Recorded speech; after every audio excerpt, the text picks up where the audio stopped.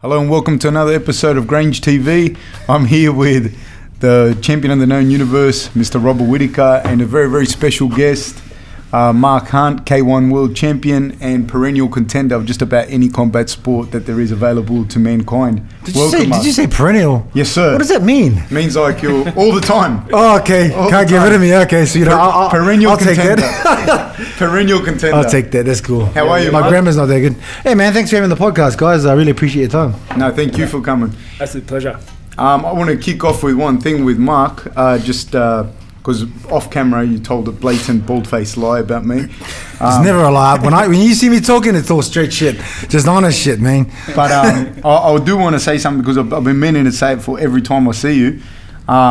One of the things that's always resonated with me was the first time I met you at Sun Doy's gym. When you just after you won the K1 thing, around the time when you started training with him. Not long after that, I was training there. And one of the things that struck me was how, like, I'm a nobody now, I was a nobody then, and you just spoke to me like just all good. And then you invited me to go train at your house, and I remember I was like 20 or 21 years old. Hey, yeah, I invited you to my house. He nearly broke my arm and tried to kill me. This guy right here. I was like, hey, man. Hey. I was starting MMA too. I didn't know what this tapping shit was, but you know. Nah. He nearly got me, but my arm's still here, which is cool. So that sounds very true. I know Fab quite well. he's like that, eh? Oh, he's very much he like does that shit, very eh? much like that. Please, but I just want to thank you for that, and it's something that's always it's always stuck in my head, and it's something that now when I deal with Rob a little bit, when we do some stuff with him, it's one of the things that stayed in my head is like for you, it's just like, oh, come and train with us at my house or whatever. But I was like a 20-year-old kid, and I was watching you on TV win K1, and it was just after you fought Vanderlei actually, or around the time you fought. Well, that was Pride. Yeah, I was in Pride. Yeah, kind of sweet deal too. But you know, at the end of the day, you know, I was just starting in the MMA world, and you know, you guys, you were probably already in deep with wrestling and stuff, and you know, I still have my arm, so I appreciate that, not snapping it off, mate. But I really do, man. There's one of the things like you didn't have to, like you're just very normal the way you acted, you know. And I think that's one of the things that, for me, has always made me like be a fan. You know what I mean, of what you do. So always appreciate that. Thanks. So, there's a lot of other guys out there, probably 99% of the world, who think differently, but yeah, nah. No, it's and Rob, I think both of you guys were born in South Auckland. You were born in South Auckland too, weren't you? Middlemore. Okay. Let's. I don't know the area and that. Is that near where you were born? Yeah, I was born in St. Helens in the city, but Middlemore is, you know, South Auckland, where I was raised up in, the same, pretty similar. South Side. It's all about South Side. So you know, with all the roughnecks come from there. So yeah. So you both, and now you're both here in Mount Annan, aren't you both? No, you're in Hornsey Park, eh? I used to live in Mount Annan too. I just moved out not very far, and then, you know, when I heard Robbie moved out, I said, oh damn, all the best fighters in the world are coming out. Yeah, we're drifting out west. What's your journey been like from South Auckland for you? Both of you, because obviously the story is very different. But what's the story been like from South Auckland now to Sydney with you? Like me or you? You. Let's go. With okay, yeah. It's been a pretty good. A better story. I got nothing. Well, it's all stories at the end of the day, you know. I'm like telling stories, and yeah, mine's pretty much the same thing. Ooh, yeah. It's time to go home now. Lights are off. But yeah, I got a book out called Born to Fight. So I read that book. If you never need your book written, you know, I've got a good from Hatchet. You know, I think they're number 3 in the world, Australian company. So Ben the Ghostwriter is really good. He helped me. Like when he asked me about writing my book, I was like, oh, man, I didn't even finish school. What are you talking about? But it's like this, having conversations and coffee, and everything you talk to him about, he just goes and gets the guys that you mentioned, and he gets their take of what you talked about, and that's how he puts the timeline of how the book was born. So yeah, the book has been pretty good. You can get that. It's called Born to Fight. You know, pretty much everywhere online. But the book is good, and it just goes through a lot of stuff. I thought it was an awesome book, to be honest with you. Yeah, appreciate it. It's honest. It's not. There's a lot of stuff that I didn't mention there, which is good. I'll probably be in jail still. No, I'm just but it's an honest take, or most of the part of my journey through life to be here as a world as a fighter. You know, so one of the things you spoke about in the book was about, and it struck me because I always actually used to think this when I watched you fight, saying that you started to realize you don't necessarily feel pain the same way other people do. That isn't to say you don't feel it, that you just don't register it in the same way. How'd you come to that conclusion? Well, you do feel pain. I mean, like I said, as a kid, you get to when a lot of the stuff when your dad used to give you my dad used to give me a lot of hard, and you get to a point like with kickboxing when you get hit so many times in the leg kicks and you're like, oh shucks, that's really sore. But then it goes to the other point, you're like, I wonder if I can do that again. It's different when your father's there because it's your dad. He used to hit me in the leg or hit us in the leg so we wouldn't run away, because when we got old enough we could run away. But he'd give you a dead leg by punching you in the leg because he was a lot bigger, and you couldn't do it. You couldn't go, and then he'll tie you up and then give you the Wolf Creek styles. That bad, like the full on, like that type of beating. Yeah. Well, yeah, because it was a lot of time off school, which is pretty good. Well, you like to go to school then, and it was all just an embarrassment. At the end of the day, school was just an embarrassment, to be honest. It was just rubbish, waste of time. I reckon. Well, it's not. Now I know that it's not, but for you at the time, that's what at the time, yeah, because because going to school, I didn't learn anything because I was just, when is something gonna happen? Who wants to? Is any food here? It was like that. I didn't learn anything because I was too busy thinking about food or what I'm gonna do. It was just kids made fun of you, because at school, they made fun of all of us at school, and that's how I became an angry young kid. That's like a lot of kids these days, and with backgrounds like this, they become angry kids because they have not a bad home.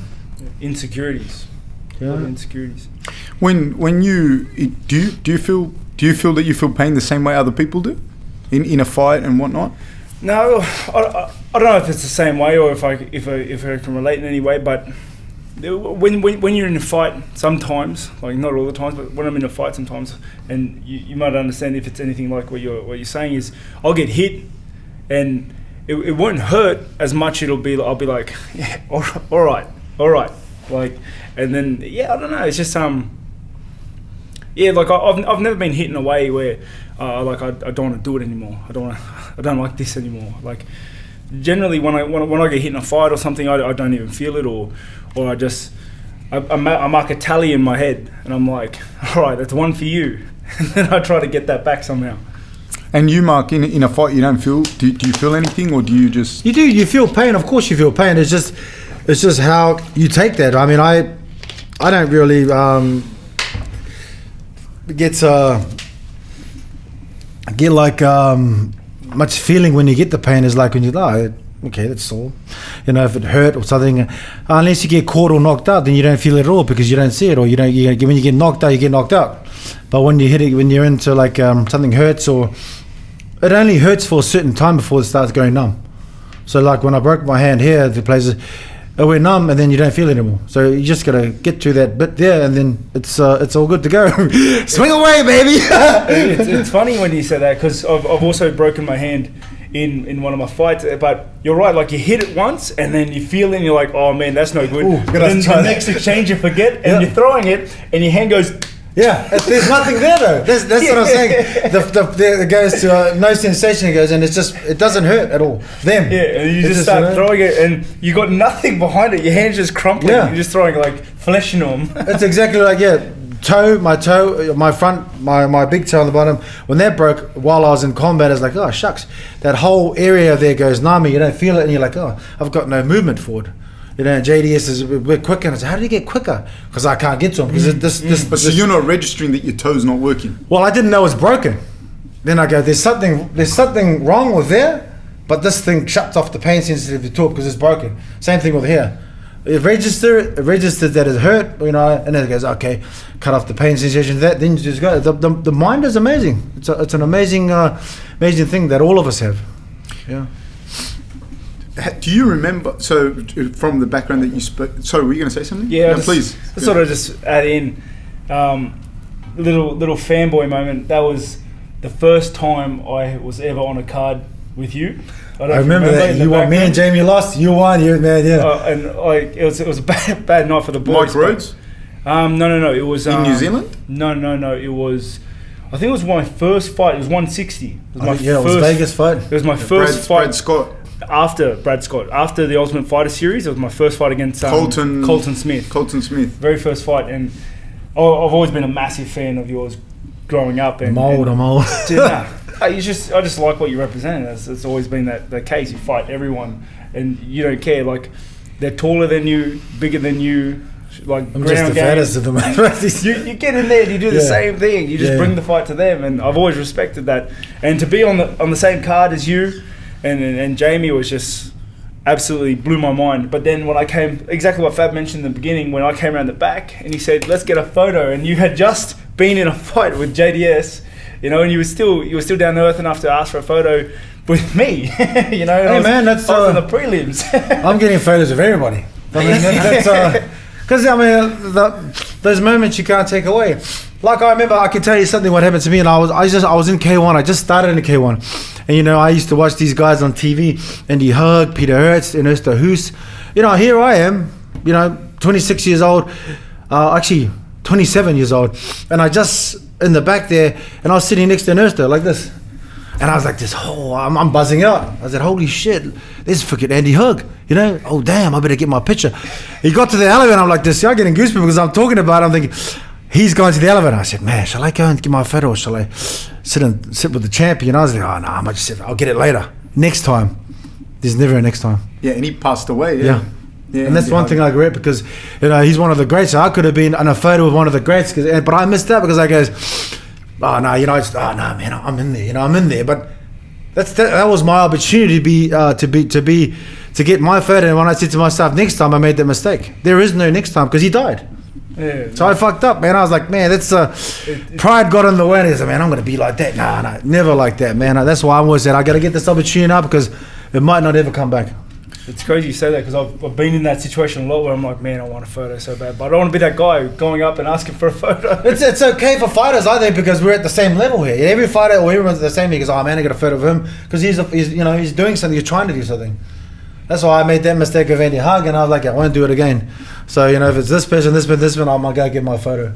Another thing, and this is on that card, on the card you're talking about with Jamie, and that's another dude that I think is doesn't get enough praise. James Tahuna, I think he's like one of the pioneers, pioneer, mate. Absolutely. Him and Tama, of course, 100%, totally, 100%. Like I big respect for both the Tahuna brothers. Big respect, yeah. Those guys started MMA before I even heard about them, and I heard about them doing MMA stuff.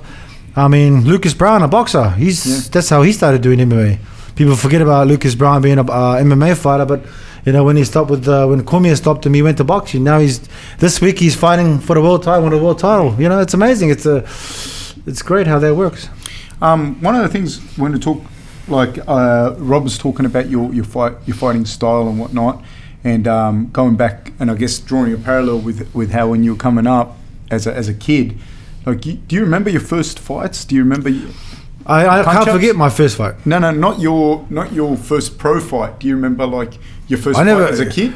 No, because there's been, I'm not gonna say, but there's been many far and few between. I learned to fight. Actually, I learned to survive on the street, but I learned to be a fighter and going to the gym. So I had a lot more altercations before I actually stepped into the ring. My first fight was in a Muay Thai fight. You know, 4 days out from when I've met my first coach. Because that was did you ever fight with the bouncer, or did you ever fight on the street? The bouncer saw you. Well, we actually rolled these two cats with their stuff. Well, Jono, you know, I shouldn't be, but it's in the book anyway. So Jono was wearing his jacket at the same club that night. You know, I was in there, young. We were in the bar. You know, it's like no, but and then I was like, hey, where's well, you know, Jono, blah blah blah. What are the boys? And he goes, oh, he's outside. He's going with some guys. I said, oh, let's go check it out. On the side, there's 4 guys kicking shit at him in the corner. So your mate's getting popped. Yeah. So I ran over to help him, and I had some Johnny Rebs on here. They were cool in that time, long time ago. And they're slippery. So I slipped over. I landed up right next to him like this, and they're kicking the shit out of us. These guys are beating the crap out of us. I was a bit salty after that. So then we got up. Those guys are walking. They were standing in the front of the club, and the cops were there, and they had to stand again.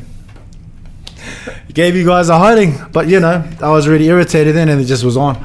Oh, you just punched on again? Yeah, well, I just started. We just popped that guy and we just started rumbling. And then Sam saved me from being arrested. And then 4 days later, I was fighting in that nightclub. It was my first Muay Thai fight ever. So I had no... What was your payment for that first Muay Thai fight? I was just some beers, a couple of beers. It wasn't anything, you know. This is how it was. So. It's funny that, like a lot of fighters, like I see sometimes, you must see them a lot. Some real young guys, you come in the gym, they want to fight for big money, they want to fight for this. They've never had a fight, but they have this grand dream of, I want to do this, I want to fight in the big card, I want to make the UFC, I want to be the next best thing. You watch me. And I remember when I first started fighting, and you're probably the same, I didn't even think about money. I flew myself out to take the first fight. When I first started fighting, it was just because, one, I loved that atmosphere of being in the fight. There's nothing like it. That's raw. And two, I found that I was pretty good at it. Yeah.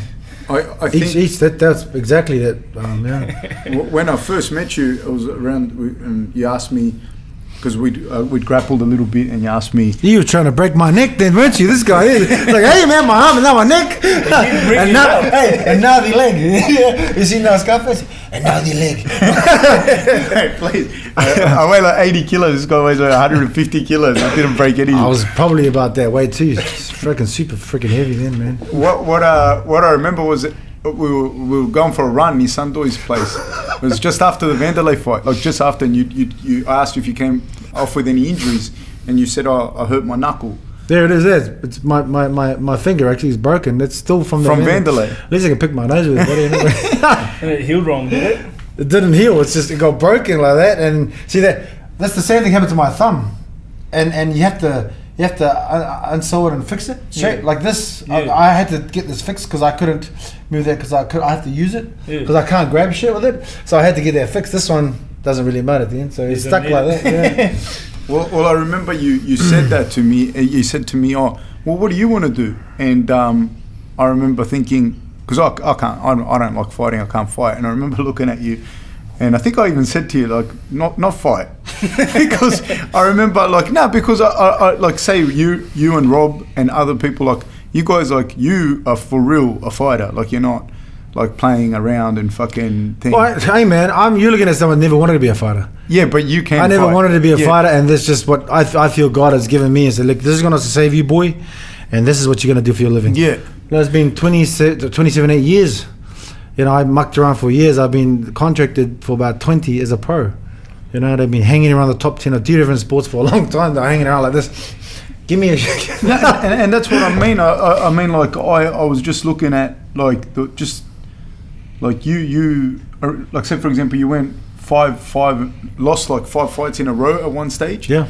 And there's no stage at any fight or any time that it like and please clarify it for us, but for me it looks like every time you fight, like you don't give a fuck. Like there's like you're there to fight. Like you well, you know, fight. It's about money. When I started this sport, it was about money for me. It's always been about money. I mean, I can say to now it's about something else, but I mean now I'm changing things are going. I mean, I started, you know, fighting is something I never had a plan for my life for fighting. I never had it in my life said, I want to be the best fighter in the world. I just didn't. It just wasn't. When K-1 was in, there was no MMA. There was no end. There was no end for K-1.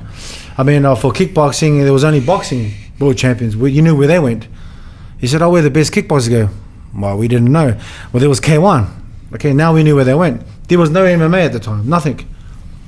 You know, the first time I heard about MMA was a guy named Fujita.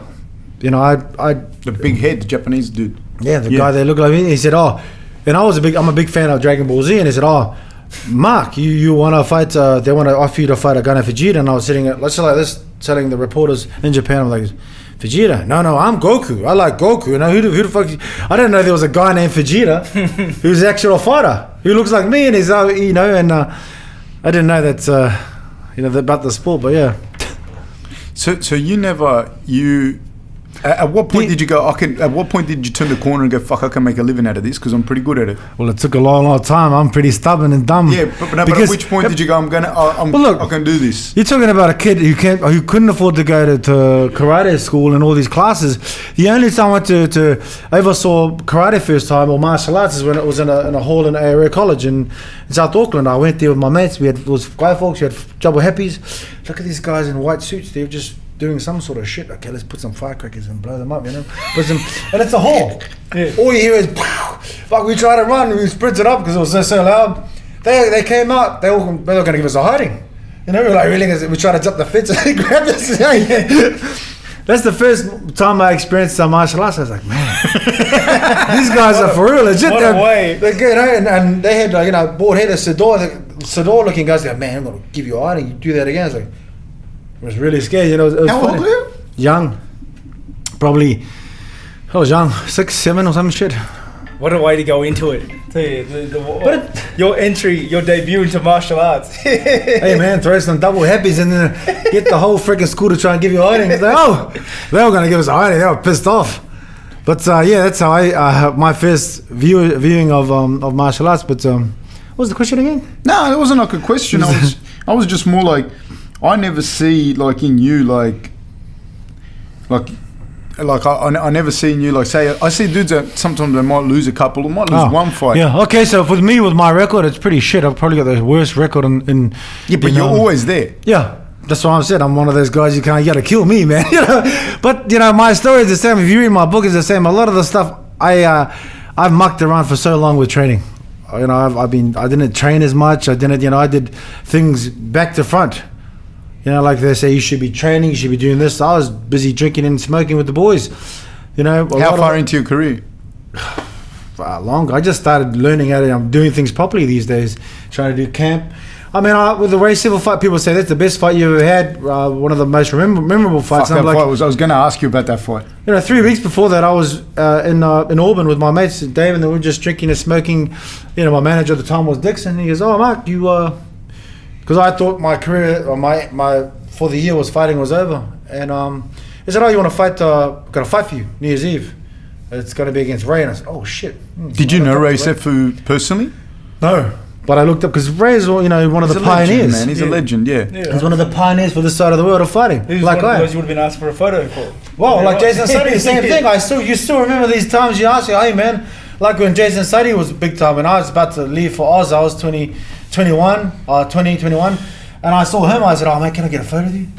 That was the last time I saw Jay. Then I saw him after, and I started fighting. And so yeah, it was to fight Ray, and like I said, there was no training camp. A lot of the fights there was no training camp against. That's why my record was shit. What? Yeah, but fuck you. A lot of times, every single dude, man. Like you fought everyone. In K-1, you fought Hoost, Labana. You fought Labana 3 times, eh? Yeah, me and him had a sort of, people say it's a rivalry, but he got me most of the time. The thing is, I got him when it mattered. That's all that really matters. Eh? I got you when it mattered. I respect that guy because he's like me. He's a fighter. He comes to fight, and he comes in. He gives respect where it's due. You got to earn your stripes in this battle. That. As a fighter, everyone gives you respect if you earn that shit. With Labana, you correct me if I'm wrong with this with the thing. You had just gone into the K1, and then in K1 you used to have to go and sit next. If you drew the ball or whatever, you had to go and sit next to who you wanted. And he beat you the year before, and then you opted to fight him again. Yeah. Am I correct with that? Yeah, because there was because it's 8 man, it's a 3-fight tournament, so there's 8 fighters, so you get 2 sides to choose from, an A side and a B side. So first person, Jerome went up to one side. He picked his spot to get where he can get to the repertoire to get to the next to the finals, and Nicholas Pettis was the next one, so he chose the other side.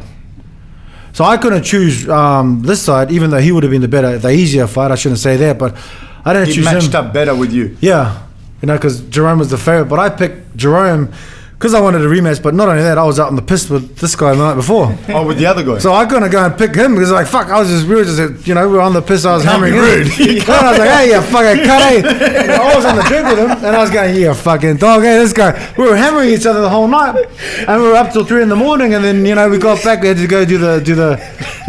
And you're trying to yeah, 100%. You can't go and bash the guy who's just making fun of the night before. So that's why I didn't choose that side because We were just So that's the actual story, because I hear it all the time, you know, like why you picked Labana, and I was like, I wonder why I picked Labana, because I was like, Mark is not going to let me down. He's going to have a good story. And we were out the night before at Rapongi, me and this cat, we just kind of, and I told that cunt, fuck yeah. You can't really go, No, that's very rude. It's rude. It's not very, good. very rude. Even though it would have been good for my career. But I think the Japanese like that because they go, this guy is either crazy or he doesn't give a fuck. He put the strongest guy in the tournament because, well, you lost to him first, but he's trying to test him again. I mean, but that's probably what the Japanese folks like me, because I'm kind of weird like them, but still. I think also, like, and this is another fanboy moment. It's like you're especially early in your career, you're always the underdog. You're always the underdog, and you just came, you brought the fight, and then you'd get up, and the crowd would love it. Even today, But that's how it is. I mean, you're still underdogs, and you just walk in there and do your thing. Yeah, I think that's just how it is with a fight. I think that's cool. I think that's how it should be. I mean, a fighter should just go and fight.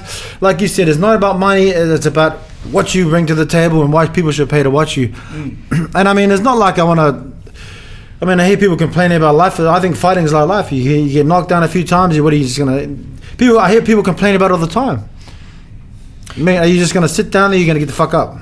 Yeah, 100%. Otherwise, shut the fuck up or get up. One of the two. Either or. Because you fought, so you fought, because you fought every, let me go back. When you fought Sefu, have you seen the Ray Sefu fight?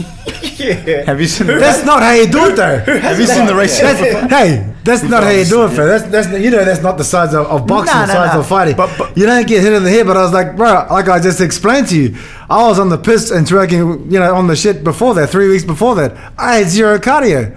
What am I gonna do? Fuck, I'm fucked up. Go on then. That's all I could do. I had nothing else. I was tired, mate. But you know what, Mark? There's like 7 billion people on the planet, and there'd be like 4 maybe, Sefu, you, and I don't know, some other 2 that I don't know about, that would do what you did.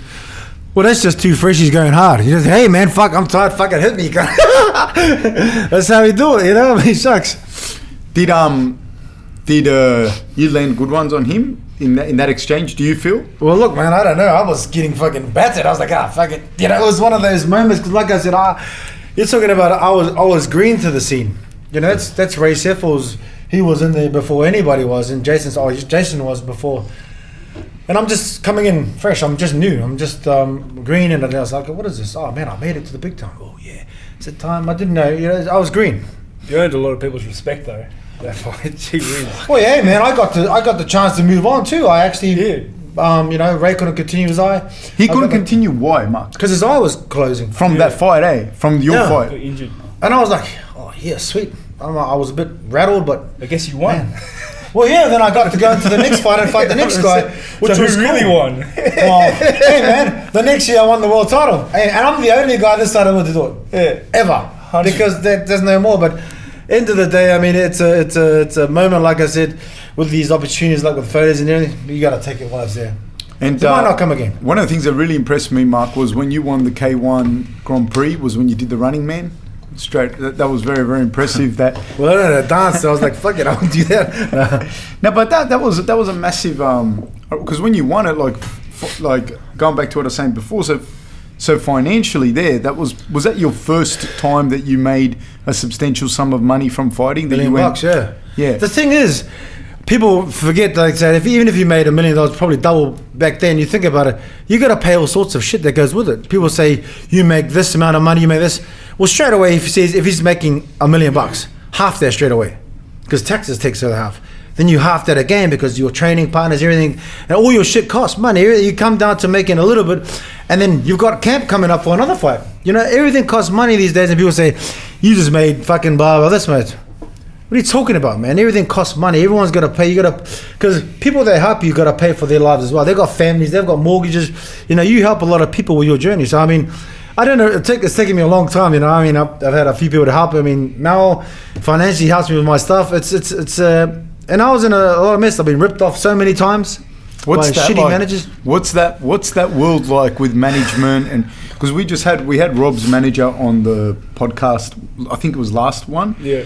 And like I don't know, maybe some people probably watched it and went, oh, fucking, why is he talk? Why is the manager talk? But then when you get a good manager, Very, very rare and very like very hard to get someone a good manager. A lot of managers who just take your money. I mean, Anyway, at the end of the day, people got to get it right. It's not the manager that's the boss. The boss is the fighter. In this case, it's the fighter. It should come like this: the promotion, the fighter, the manager. It doesn't go the other way around.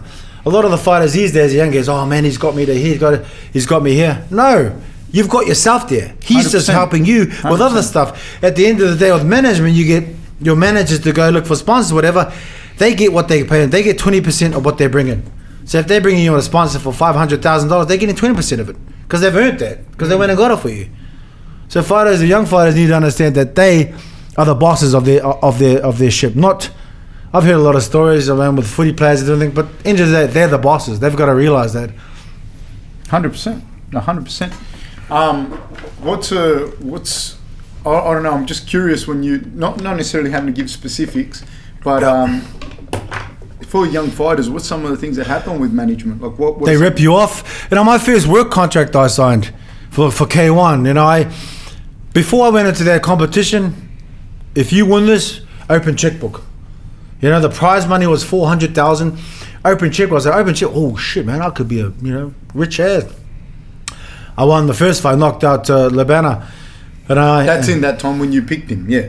Yeah, and then I was we were fighting. The man, one of the managers coming over with this. How the fuck did he become manager? How did Tarek come in to be my management? I just got you $40,000 for that knockout. Hey, since when were you my manager? It's in the contract. He's like, you don't know these things unless you look at the contract. You got to look at your contracts probably. And I was like, okay, another 40 going great. The next fight, the manager's coming in. Can you? Sorry, Mark, to do this. Just let's go back one little bit. Yeah. You knocked out Labana, and a new manager comes in. Well, a manager, he wasn't new. He was always my manager. But when you sign a contract, at that stage, It stipulated that there was a bonus. No, it's stipulated because he had run the Oceania and he put in his contracts that if you win this tournament, he's your manager. So it goes for the promotion to the guy that signed it, to your manager, to you. So it becomes a line. And I was like this. I didn't realize he was part of my management, part of my line of feeding. And I didn't realize he walked in and said, "I've just got you $40,000 for that knockout."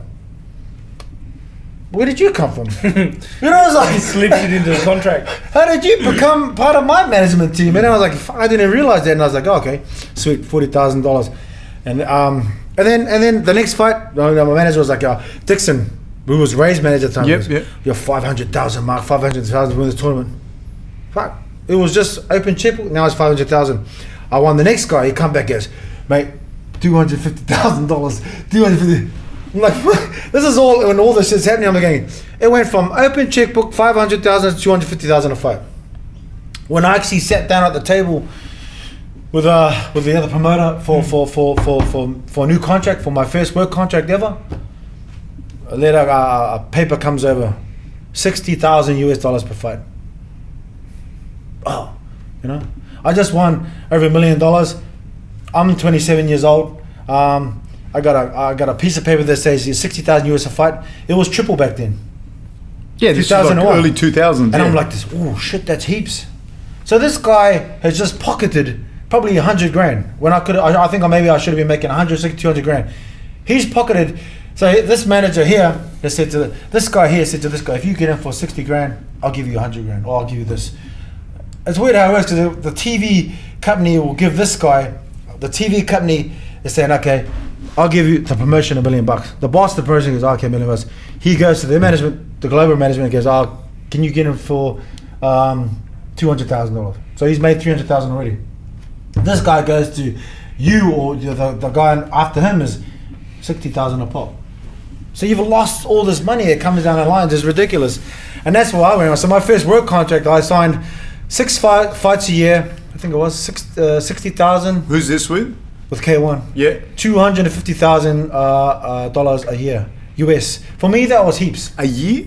A year, because it's 6 fights or 5 fights, whatever it was. For me, I was like, shit, that's pretty good, man. Because I didn't know about taxes. When you're young, I didn't know about taxes. I didn't know about nothing. I just thought I'm rich. Whenever you fight, you're only leaving with yourself, Beth, a third of that. Like a third of that is in your pocket. People don't know this. I mean, you got to explain to these guys because they think they got, oh man, I just made $250,000. Well, no, motherfucker, you didn't. You made half of that, and even half of that, because you've got a whole crew to look after, plus you've got to pay your taxes. The Uncle Sam don't muck around. Yeah, No. You don't want to play around Uncle Sam, he'll come and pull your pants down. It's like, hey, where's my money, boy? Oh, yes, sir, master. What, you don't muck around, eh? You don't want them knocking on your door. You don't want you don't want the tax man knocking on your door.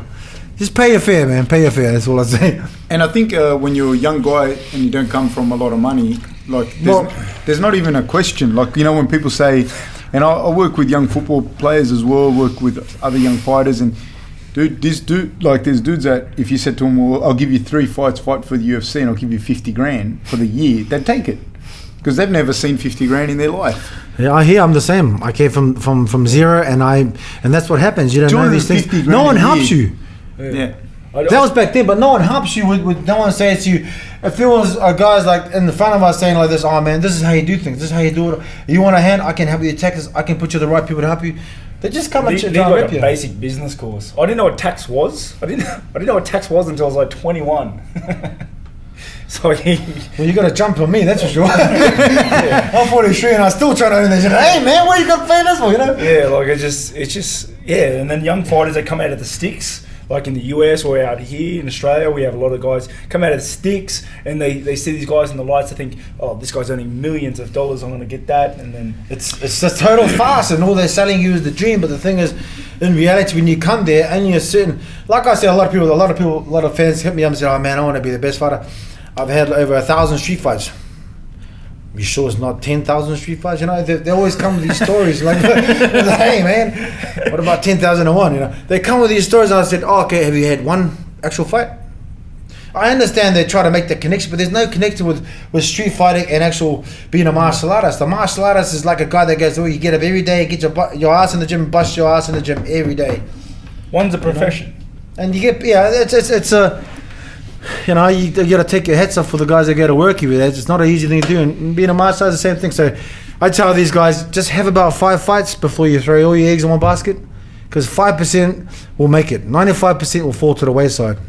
I've spoken to Fab about this a lot of time, and it's like the fighting part, as hard as it is, like being in the octagon and trading. That's the easiest. That's the easiest part. You're there, you're barely even thinking. You're just doing what comes naturally to you. It's all the crap around it. It's the lead up, the people trying to get in your ear weeks out. It's all the training you got to do, get in. That's the hard part. That's what separates us from street fighting. That's the champ of the world here talking right there.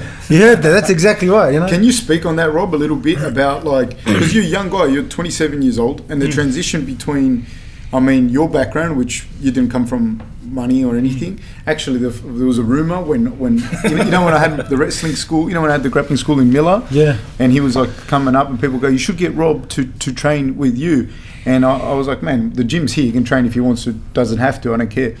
And you would have been 18, 19. And they go to me, you know, his dad is super rich. He's lives on the waterfront in Menai and blah, blah, blah. And I was like, oh, who cares, you know? But he did live in Menai. He did live in Menai, but we live in Housing Commission. Like, still live there. So it wasn't wrong with the Housing Commission, man?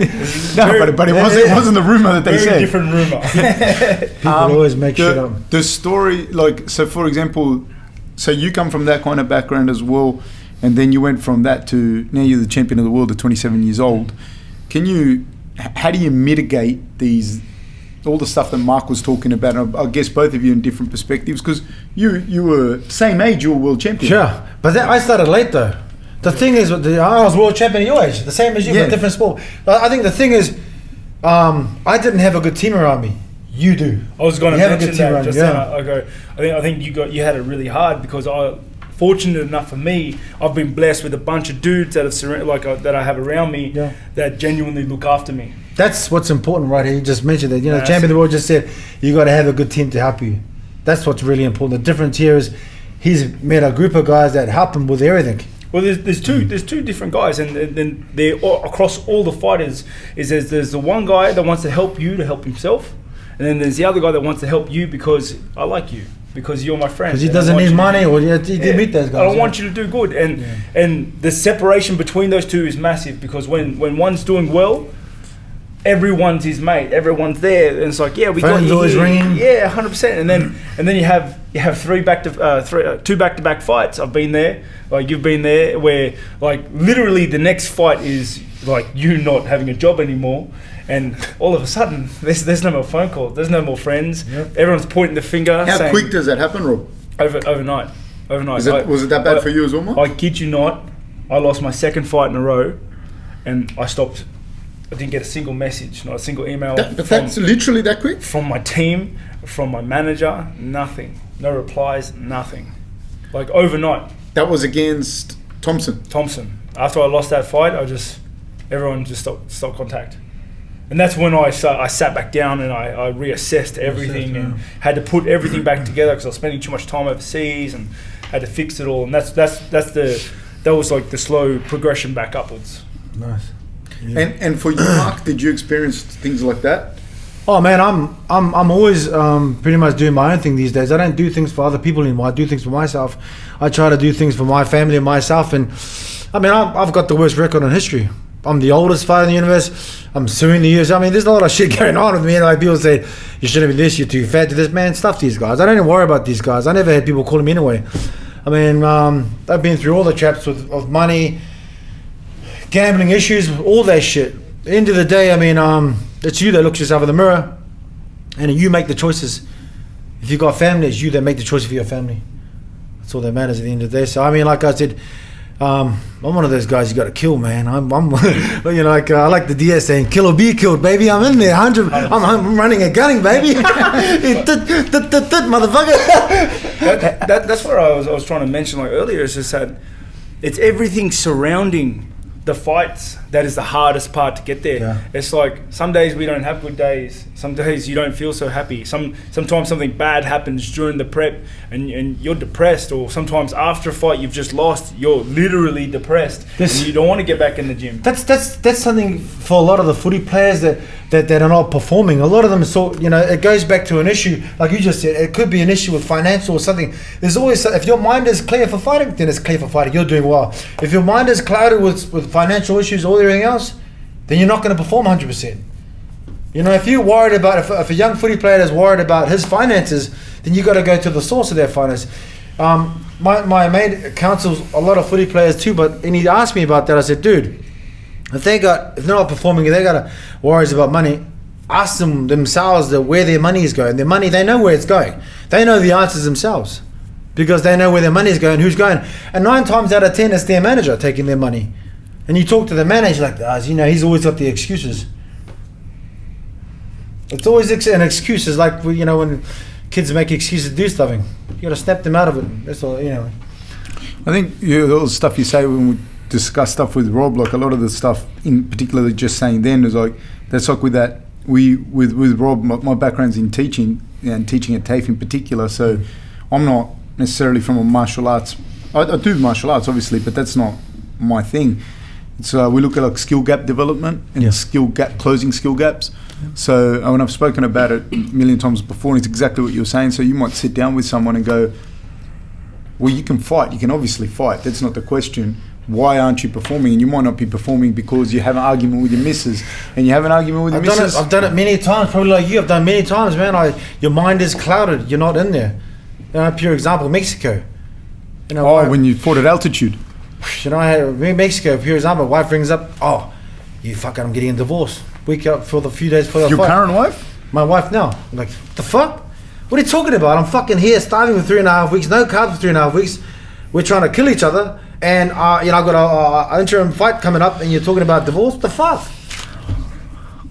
Yeah, that'd fucking take the jam out of your donut. Shit like that comes to you, and you're like, you can see it, and it doesn't.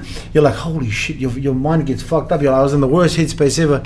Did an interview here at one, and I was like, man, I just wanted to die. It's like, fuck, I'm gonna die. Well, wait till tomorrow you can die and get some money. It's 100%. Like when I was overseas for a massive block training over in TriStar and whatnot, and fight week. Like interviews are like asking me like, hey, what do you think of this fight? What do you think? It's like, man, I just want to go home. Like, I miss home. I haven't been home in so long. I just want to go home. And it's like you can't fight someone to the death with the thoughts of you wanting to go home. It's like how? And people forget. I think like with athletes, fighters, whatever, you forget like these people are human beings. You're susceptible to anything that makes you sad. You're susceptible to all temptations of the human flesh. Yes. You're susceptible to any sort of addiction, any sort of anything that anyone else is susceptible to. And I think the worst part for you guys is being that you're, physically tough guys. People look at you and go, no, you shouldn't feel that shit. Yeah. Well, how come you're upset that your wife wanted to divorce you? And you're like, why the fuck do you think? You're not allowed to get homesick. You're not allowed to get homesick. Yeah. There's a lot of shit you're not allowed to do. Hey, wait a minute. I bleed like you, so you must be able to be killed. You bleed like... It's people just got the wrong mentality about it. You're supposed to be some sort of, entity that doesn't feel any of that shit. Yeah. Like, tough guys. Like Ivan Drago, I'll get to kill you. Fuck. Come on, bro. What's the... Sorry, Rob, say? No, we were just saying, when you mentioned like about the finances affecting mental stuff, that's a massive problem I think we have with a lot of our young dudes trying to break into the scene. It's like, and when I spoke to Fab at the beginning, I had these problems and he understood these problems and we tried to mitigate them and work a way around them to a point where I was comfortable with accountants and financing and working plans outside of fighting, so that, because it came down to it, like for a big block, like for years, and you would have been there too, it's like I reached out to you. I remember reaching out to you because some people said, friends were, oh man, is everything looked up? Is everything he's got is being looked after? I reached out to a lot of the boys and said, oh man, I got the right people for help for this and that, but you got good guys to help you around. But it's hard sometimes, You'd get this as well. It's like when for a big chunk, I'm literally fighting for my living.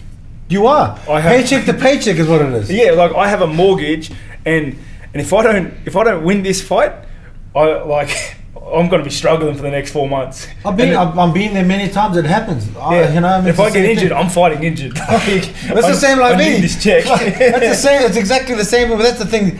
The younger guys, you don't want them to get there. No, it's like I'm 43 and I'm still fighting. I mean, I love fighting and I'm still competing with the young guys. People say it's all this that.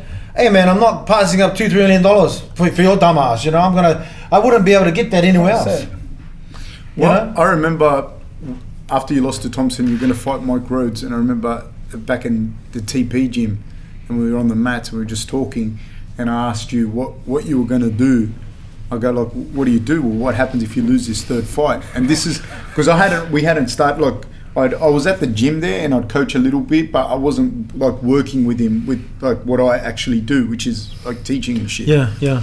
And then I remember you saying to me, if I lose this fight, I'm going to get back on the tools. Right? Because I was a Sparky. A terrible one too. I was a terrible fucking Sparky. Shit Sparky. Like apprentice Sparky. And I put my job on hold. Like I took leave without pay for like a year and a half. And while I was in the UFC, and that was my fallback plan. It's like, and I remember, and then he won the fight with Rhodes, and then that's when we started talking, and it just like I don't know, yell at a safe word if I'm saying stuff I'm not meant to say, But I remember sitting down and looking at it, not, and this is what a lot of people don't get. Like, I might have an opinion on a fight, but that's not really my role with Rob. But I sat down with him and I was like, all right, let's have a look at like who your accountant is, who this person, whatever. And like it came out like a zero on all the fronts, And then so then you start to think, well, then you're gonna have taxes you're gonna have to pay. See that? Yeah. Accountability, that's so good. That's why he has a good rapport with you, because that's why Rob or any other fighter top end needs someone like yourself or someone to help them, because they don't know. You remember they don't know. You remember back in the days when you do your tax online? I was like, no. I didn't even know what that was online. I was like, oh no, it'll be all sweet. What the fuck? And you get the knock on the door, the phone call. Yeah. Where's our money, mate. boy? Firstly, at least you had that idea. Firstly, when I spoke to my accountant now, best dude. He's a great accountant, by the way. First thing he said is like, save me some money. No, first thing he said to me, he goes, so you've earned this much and you haven't paid tax ever? I was like, yeah. And he goes, yeah, you're gonna have to save some money. At least he's honest. Yeah, at least he's honest. You're gonna have to save some away now, mate. I was like, but no, it's like I said, we got together. He just, Fab doesn't do himself justice, but as a teacher, he facilitates the learning. Yep. And that's exactly what he did to me. He found out a way for me to learn and to hit these goals. And that's how you become a better fighter. And they said, oh man, I don't have to worry about that financially. Yeah. all that stuff, the taxes, 100%. he got you because you sat there and talked about it, and probably some other coach was just worried about making you drill shit. He's worried about your life. 100%. We That's what's important. We're also lucky in that we have a lot of very good coaches for him technically. You know what I mean? So he'd been very well coached for a long time by Henry. Then we had Alex, and we had so many good coaches. But that's what I'm saying. It's important. If your life, for me, a long time I was worried about my other side because I was too busy doing. No one worried about you. Financial and how everything was. You just had to wing it. Yeah, you can't switch it off. And then when people come and ask you this question, you're like this, oh, what is that?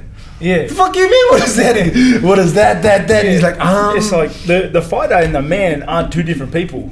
You can't switch those off. They're directly relevant to each other. The other thing is like when you do and I use this example all the time, and I'll probably use this example on the podcast about 100 times, but I'll use it again. Like as a teacher, you're talking about like the Bolivian economy with someone, and then you say, all right, that's great, this is awesome. Here, Mark, write an essay for me about it, and I'll come back and I'll read the essay, and the essay's shit, and I'll go, you're a dumbass, take 0, here's 0. But then if I sit down and I talk to you about it again, you know everything. Then I realize it's not a subject content problem, it's an English comprehension problem. You can't structure a sentence or a paragraph. And if I look at either one of yous, this is what I meant before, is like you both can fight. That's not the problem. You can both fight. The question now becomes, what are the other things that are blocking that? Affecting you. Yeah. Yes. Well, exactly. We just, put our finger on everything else. If everything else in your life is going wrong, like, marriage or finances, then your performing is not up to peak. When you were speaking in the book. I don't know if can I bring stuff up from the book? No, the book's out there, so everyone knows my shit. Yeah, I've got not most of it here. So elaborate. Go ahead. In the book, you spoke about, and correct me if I'm wrong, if I'm paraphrasing it and whatnot. You spoke about you were in gambling. Yeah. And you were also I was hooked on drugs as well. Well, sometime my mate was. I've been doing drugs my whole not like not like gambling, not addiction, but it'd be like when you go out partying, But did you say in the book, was this your book or someone else's book? I can't remember now. That you had a whole bunch of drugs, and you were going to sell it or hold it for someone, and you just said fuck it and took them anyways? My mate was a dealer, and he said to me, I can triple your money. You give me 60 grand, I'll triple your money in 3 months or whatever the buck. And I was like, I was high on ice. I was like, oh, yeah, sweet. Oh, cheer, bro. High on? High on ice. I was already smoking. It was crystal meth there, shit, like. But the thing about crystal meth is like, it's a bullshit drug. What year was this, Mark? It was after I won the K-1. It's probably 2003, 4. So you were fighting Vanderlei and those dudes. I was still smoking and drinking when I won the world title. I had to stop 8 weeks and then I won the world title. So I was still doing that shit. You were smoking ice? Crystal meth is what they call it in New Zealand. But is that the same as ice? Yeah, same shit. So you were smoking crystal meth up in 8 weeks before you won the K-1 World title? No, that was after. It was after, yeah. I was smoking cigarettes and still partying. When you fought Vanderlei and Yoshida and that, were you smoking crystal meth? Not in the lead up. I was in New Zealand, not in the lead up. Yeah, I was probably in New Zealand at that time. So yeah, but my man was a dealer, and he said you could triple your triple. I could give me 60 grand and I'll triple it. And I was like, I think I was 60 grand 20, but I said I just ended up smoking it with him. We just spent 3-4 days just in there. You smoked 60 grand worth? Well, not all of it. It was just 3 days of because you stay up. All it does is just makes you stay up. Well, I didn't think anything wrong. I mean, I just thought I just feel clear. I just can think properly. First time I had it, I was wasted as, and then my mate goes, "Oh, here, smoke this." I was like, "What is this shit?" Yeah, I tried it. Fuck, I was like, I woke up. Like from a 12-hour sleep, I was like, holy shit. And I said, what is that? And he said, blah, blah. Then the next 3-4 days, I was in there smoking that shit. It's rubbish, though. It's just rubbish. Drugs are just rubbish. For me, I knew that anyway, but it was just doing that shit. I said, I want to try that. And I mean, I'm never going to try heroin because, they said it's really addictive and shit. But, You know, I've tried crystal meth. I've done the same thing. It's in my book. Everything's in the book. So, and then your gambling addiction that I read about. Like, how bad were you in the gambling? Bad. Well, I mean, I was spending the last time I spent big time online was I spent 380 grand online. Online? Yeah, online you can bet like 1,600. Like poker and stuff? No, gaming was just, like pokies. So there was You can do pokies online? Yeah. On the computer? Yeah. There was a game called... Fuck, that's insane. There was a game called Gladiator, and I was like, fuck, man. Russell Crowe, the prick. Russell Crowe, man, he was the gladiator, and every time... Because the max bet is like $1,600. So every 3 days I put 50 grand over. I spent 380 grand while I was writing the book. While you were writing the book? I would go training. I was training for the Stipe fight, so I'd go training, come sit, talk with Ben for a while. We'd go and then... go back to training. Yeah. It's not in the book, but that's what I'm saying. There's a lot of shit not in the book. Fuck. So, but the Stipe fights, that was when you fought Hester, wasn't it? Was it? I'm sure it was. That's when I got fucked. 4 years ago. It was a while ago. I got fucked up big time, man. What? But you never fucking stopped in the like. I got fucked up. I lost 11 kilos there before the fight, and I got fucked up. And it just gave me a good wake up call with Stipe. He just made, bro, don't come around here with that shit. Like, oh, right, all right, bro, you got me. What was Stipe like in there? He's a nice guy, but as a fighter, he did his job. I had nothing, no resistance at all, man. I had 11 kilos day before the fight. It's not easy, man. 11 kilos day before. Was that the one where you were in that tent?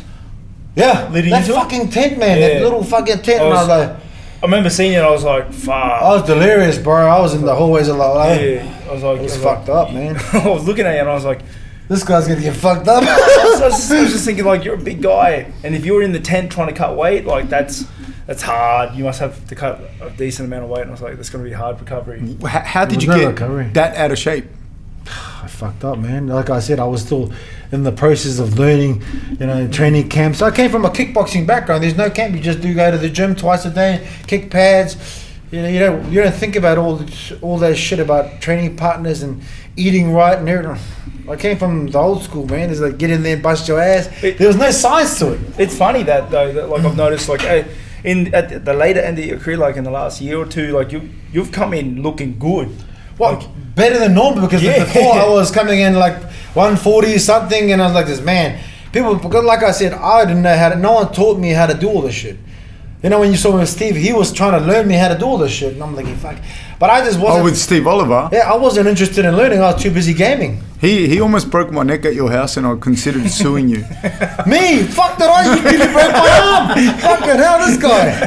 I'm like, fucking hell. He almost broke my neck, man. I can picture myself like. So this guy was Steve. We're in the plane. I was playing games, and every time. The guys would call me for training with my son. He goes, "Oh, Mark, come to training, Mark." I said, "I'm sick." And the games in the back, find the holiday. I'm sick. I was doing, like I said, I was doing a lot of shit I shouldn't be doing. I'm actually glad I survived all that shit till now. I'm still here. So you when you fought Stipe. Did you know before the fight that was going to happen, or did you think, "Fuck, I'll knock this guy out"? If I knew I was going to get the worst hiding of my life, I would have done everything not to be there. It was like the worst night in the office. I got smashed to the days. I mean, I thought I could have died in hospital. That's why I want to give it to that guy. I want to go fight him again, give it to the brick. What happened? Because I'm not. Well, when you cut weight, there's no resistance. I couldn't even stop a takedown. No water in your body, no muscle. Man, no the big thing with the weight cut. What? To recovery. Afterwards, I had a chocolate milk, and then I thought I was full. Then 30 seconds into the fight. Fuck. 30 seconds into the fight, the first encounter strike. Oh man, I was gassed. I was like, oh bro, you gotta be fucked up now. I was like, oh shit. A bad cut will send you to hell, dude. Like, there was nothing in the body, no glycogen. There was nothing in the body to make the muscles work. It's just chocolate milk. I'm going to come back to the chocolate milk in a second. Fucking chocolate milk, man. Fucking chocolate milk. Don't talk. I don't. No. I'm not. The thing I'm going to say, like what a lot of people don't understand, like your brain, it just sits in water. Like if you don't have. When people don't rehydrate properly, Like the But you chance. as a wrestler, you know how all the weight cuts, because all the guys weight cut hard, and yourself as a wrestler, straight up, weight cutting's hard. And like I said, I came from a background where you didn't have to weight cut. You can go as fat as you like. With UFC, I had to start cutting weight. I'm not a really big guy in stature wise, but man, I'm real heavy as. But you're thick. heavy as. But when you go to the weight cut, I've never known exactly how to do it. People say you got a water load. I did water loading for that fight, this Stipe, but I didn't drink all the water. I just stopped at a certain time and said, fuck it, I'm just gonna go and do some running or something. But Mark, what? And I'm not taking the piss. Sorry, go on. No, like with the water thing, and then your brain sitting in water. When I used to cut down to 77, and like out of season, I'd walk around 94. holy shit! So you hate fucking saunas like me? Oh, dude. 20-something kilos. Fuck, that's the worst, bro. I've done crazy cuts, and when I fought at 77, I used to get rocked every time. Like I'd get, when you get a big flash of white, when our heads would connect, I'd get a flash of white, or I'd get rocked, or I'd get, where you get dropped straight away, but you're back instantly. Like that would happen all the time. It happened to me like almost every fight. And that's a huge cut. That's 20-something kilograms, right? Yeah, exactly. And then I moved up to middleweight, and I've been hit by bombs and nothing now. Because that's man. People cut from that because you're a big guy. Cut from that to that. It's not your natural weight. No. People don't understand. They say he's like a small middleweight. He walks around at 98 kilos, 97, 98 kilos, and he's lean. That's not a small. It's a hard. I'm telling you, bro. It's a hard cut for you, man. That cut. Man, I did 21 kilograms in 3.5 weeks without no carbs. That was the hardest cut of my life. The steep was the hardest, but that was a hard cut. Man, I was like, but I didn't, all this shit that you guys know about the wrestling stuff, you have to learn this shit. You need to learn about cutting weight. It's a science, eh? It is. Man, I used to sweat hard, man, to come into thinking, fuck, I'm worried about my weight. Didn't do this, next minute. I learned the hard way too. I did real dumb cuts, real dumb rehydration programs. I did like liquid diet. I did water load. Yeah, like I did water load wrong a couple times. Like the bath. Oh my god, I hate the bath. I hate all that shit. I hate hot water just generally. But when I'm sitting there I think burning, eh? I think I'm a lobster. I think I'm dying here. Like you're cooking me. You're cooking me. Hey, Fab, you're cooking me, Cuddy. Like, fuck, I'll break the neck. They fucking tell you that. No, but I don't do that shit. We don't do it. Before him, and I was up to here in the boiling water, just burning, and oh my god. Hey, explain the bath. What the concept is behind the bath. The concept behind the bath is that water has open your pores, right? Yeah, water has like 100% humidity. So people don't realize if you're in hot water, you sweat. The same thing. Once your core heats up, your body sweats, and because it's humid in the bath, it's easier for your sweat to leave your body. Instead of going to a sauna like I did and sit there, and then when your body starts not producing water, you're fucked. Yeah, Well, you're fucked either way. You'll be fucked either way. If you stop sweating at any time, you're gonna fucking die. But that's what happened to me. I didn't sweat. I was fucked up. I was like, it's bad, but.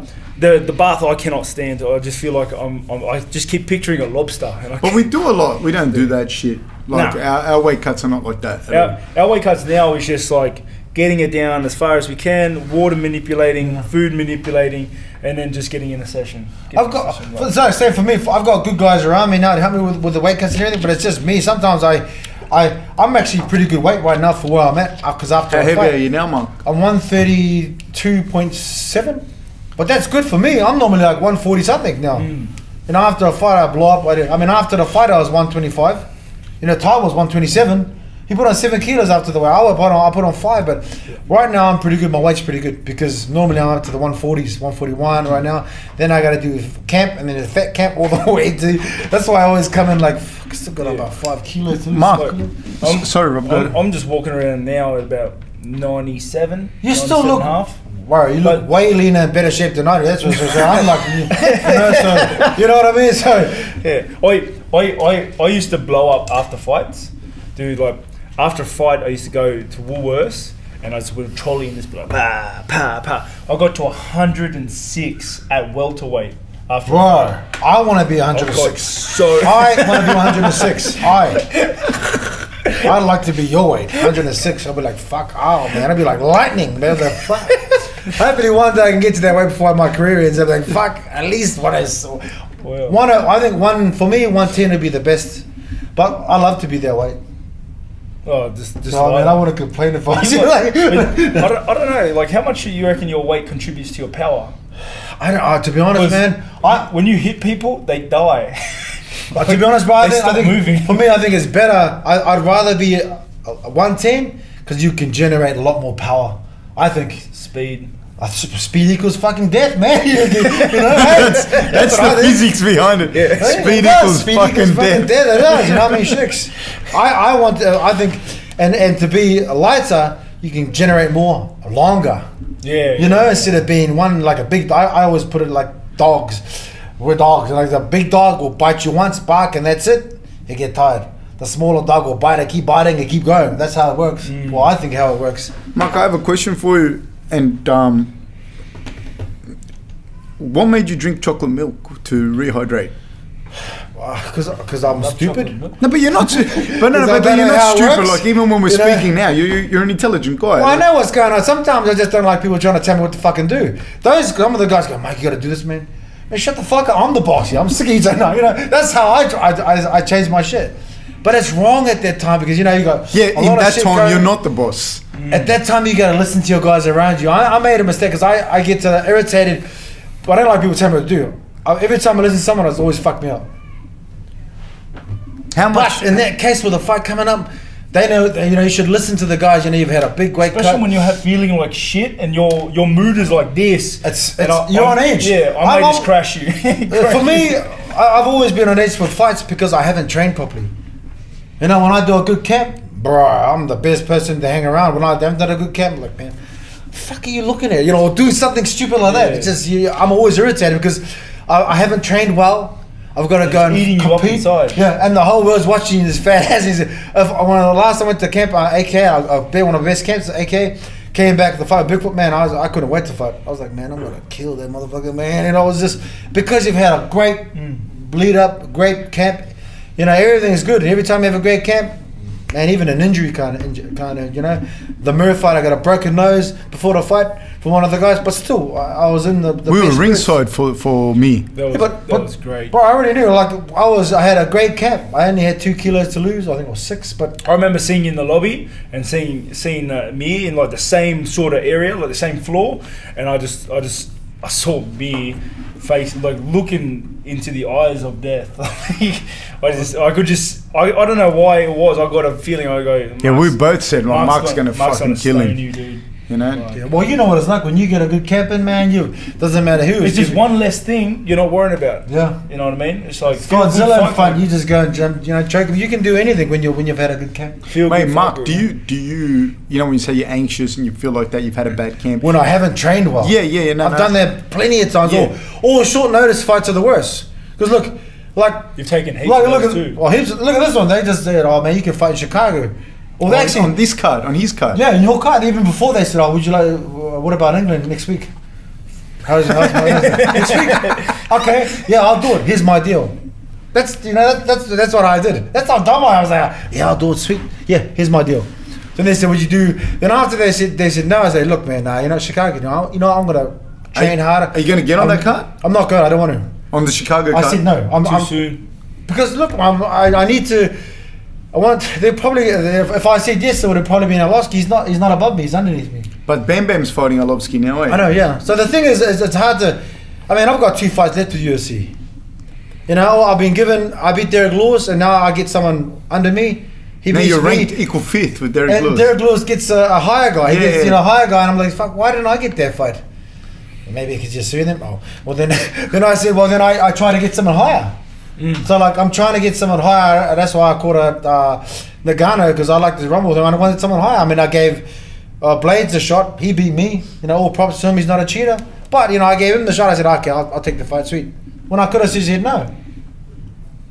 And then now it's my time to say no. Francis? Well, now it's my time to say no and get someone higher.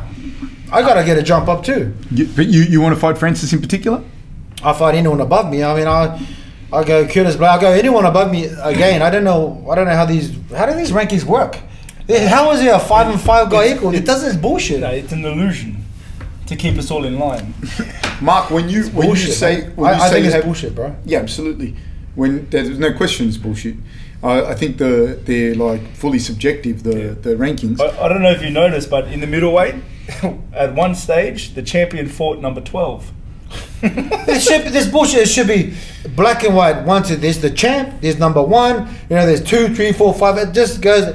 It's just, you know, there's no transparency. There should be transparency. It should be done properly.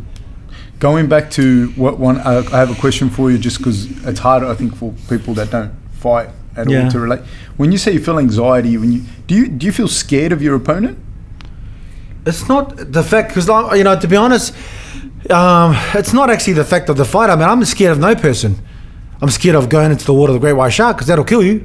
There's death right there. But getting or hiding or getting knocked out against another man, I fear no man. Why? I mean, that's the worst you can do. You can't kill me, or you can't do something. Well, I shouldn't say you can't, but the more chances of you getting hurt properly is against, you know, if you haven't done training properly, is against an animal. An animal, a chimpanzee can kill you. They're stronger than us by far. You know, I don't. But you don't. So your anxiety is surrounded by your performance. Not by the fear of. Not by the fear of the person. You can't fear any man when you do, especially.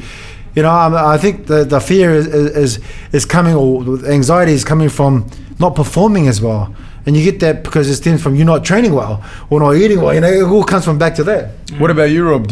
Are you scared of your opponent? I'm never scared. And I know that people are going, oh, that's a stupid task, but I'm never scared of my opponents. Like I love what I do, but I get real anxious. I want to know what happens before I get in there. Almost, you know what I mean? It's like. And also, I just want to make, like, I'm really anxious about putting a good account of myself in there. Performing, I just want to. So it's a performance thing. It's not based off of fear as people would see it generally as like a fear of getting hurt. I have no problem losing as long as it was a good loss. As long as I fought my ass off. That's exactly right. So long as you perform properly, You know so long as you put everything in there, Fezzi goes, man, I've left everything I had for that night in there. And he was just tougher than me. He was better than you at the night. Then you got to give him props. You didn't 100%. Cheat. And that's all. Yeah. But to lose in a shit way, that's the biggest fear I have. Mark, you talk about cheating and whatnot, and I know it's something that's close to your heart, is with the performance enhancing drugs and whatnot. And K-1 would have been rife with it. You're talking to a green guy that like I said, I was still gaming and pretending, you know. Yeah, because I just think of this. You would have fought. I'm not going to name him, but I'm saying you would have fought a bunch of dudes in K1. A lot of them, like I said. But at the end of the day, I come green from here. The fighting was not part of my plan for life. I never had a plan. I was just winging it as a kid, trying to survive. Coming into there, and all these guys. I was anxiety. The first time I came from a 1,000-seater show in the Melbourne casino to, you know, a 40,000 arena. Cameras on you, getting picked up in chauffeurs. You know, like just, how the fuck did I get here? I couldn't eat for the week. I was nervous as, you know, first week. But nervous about what? Fuck the fight. At the end of the day, I didn't really know. After the fight, I was like, why was I not able to eat that whole week? I thought the guy was gonna fucking shoot fireballs out of his ass to kill me. Yeah. I thought he was going to be super fast, this and that. When I was actually in combat, I was like, bro, he's got nothing. That's a big thing, eh? The show and all the bullshit that surrounds the show makes it seem much bigger than it is. Yeah. End of the day, I cut all the bullshit out and I goes, it's not them against you. It's just you versus him. It's mano a mano, and that there's 3 people in the octagon or the ring, and the third person can't hurt you. There's only one person that's going to hurt you. That's your opponent. So I don't focus on all these people. I just go, it's you and me, best man win. That's all. Take away all the bullshit. All the people get nervous about the crowds. Man, I love to fight in the huge crowds. I'd rather fight in the huge crowds instead of one person watching. That's the bigger it gets for me. That I was like, man, this is the best. It's like I said, it's better than any drugs I've taken. It's like, holy shit, look at this shit. You get the goosebumps. I just, even when you get fucked up, you say, man, I got fucked up, sweet. But it's the best feeling in the world. With you, Rob, like, is a similar situation to him, like with your relationship with the crowd and whatnot? I try to block it all out. I'm pretty emotional for some reason. Like the pressure in the back room and the walkout and the walking out, it all gets to me a bit. Like it's just too much. So I mentally put walls up and I just focus on my opponent, and then the only thing going through my head is that guy, and I just want to beat that guy up and go home. Yeah, that's, I mean, end of the day, none of these people can hurt you. And like I just explained, there's only 3 people in the octagon, and it's only you and another guy. And he takes a shit, takes a piss, and feels everything exactly like you. He's exactly like you. He just on the night. You know? He feels exactly the same thing. Exactly the same thing. No matter what he's saying, no matter what he pretends, no matter how much smack talk, he still feels it. He's still got to go in there and work. A big thing I think to myself a lot of the time, that night, that hour of you're almost ready to actually fight in there, I just think to myself like it doesn't matter what happens right now, 2 hours from now I'm going to be home playing video games. That's exactly right. That's what I do all the time. It's like me with when the Sydney fight. I say, in about 3 hours, I'm going to be mowing my lawns. Yeah, it's like... And then I was mowing my fucking lawns. It helps. I was like sitting again, listening to music again, yeah.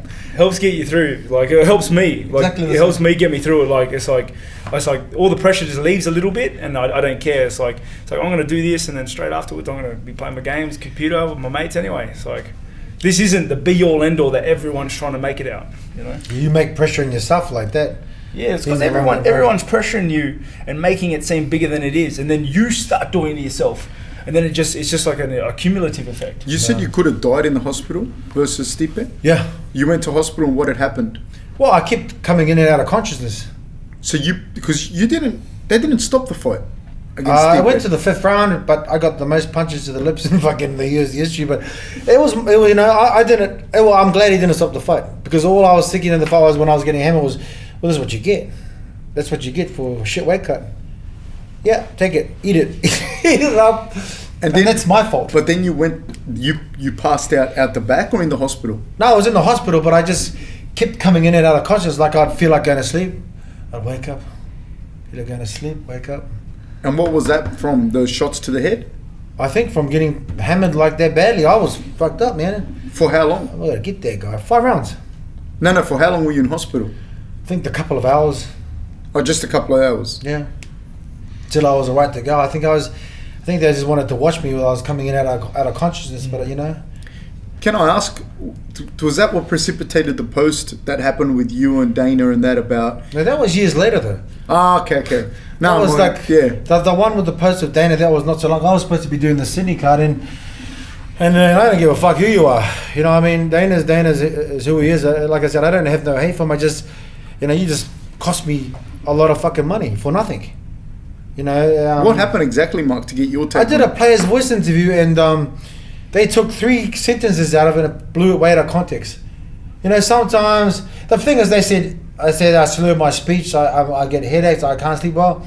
Yeah, they forgot to add in sometimes. Sometimes I didn't have a good sleep because my fucking kids were up. Sometimes I don't remember shit because I don't want to remember shit.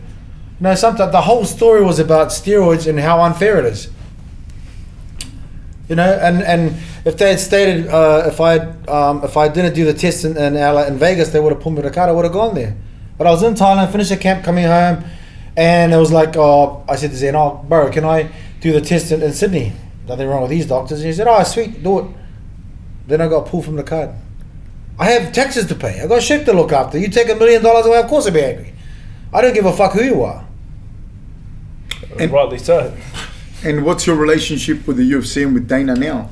Well, there's no relationship with Dana. I mean, like I said, I'm just an employee. I've got 2 fights to do out. They owe me 2 fights. They're on a contract with me, just like I am with them. Yeah. They owe me 2 fights, and I'm gonna fulfill those fights and then move on. Where are you gonna go? What do you want to do? Wherever the fuck I want. but have you got something you want to do? Like, I can do anything. When people say, what are you gonna do? I said, no. I don't care. I've got a headache. No. But I don't mean it like you can't do anything else. I mean like what do you want to do? Do you want to write a book? Do you want to? I've already written a book. I can fight. I'm gonna fight another 3 more times. I've got a few plans I want to do.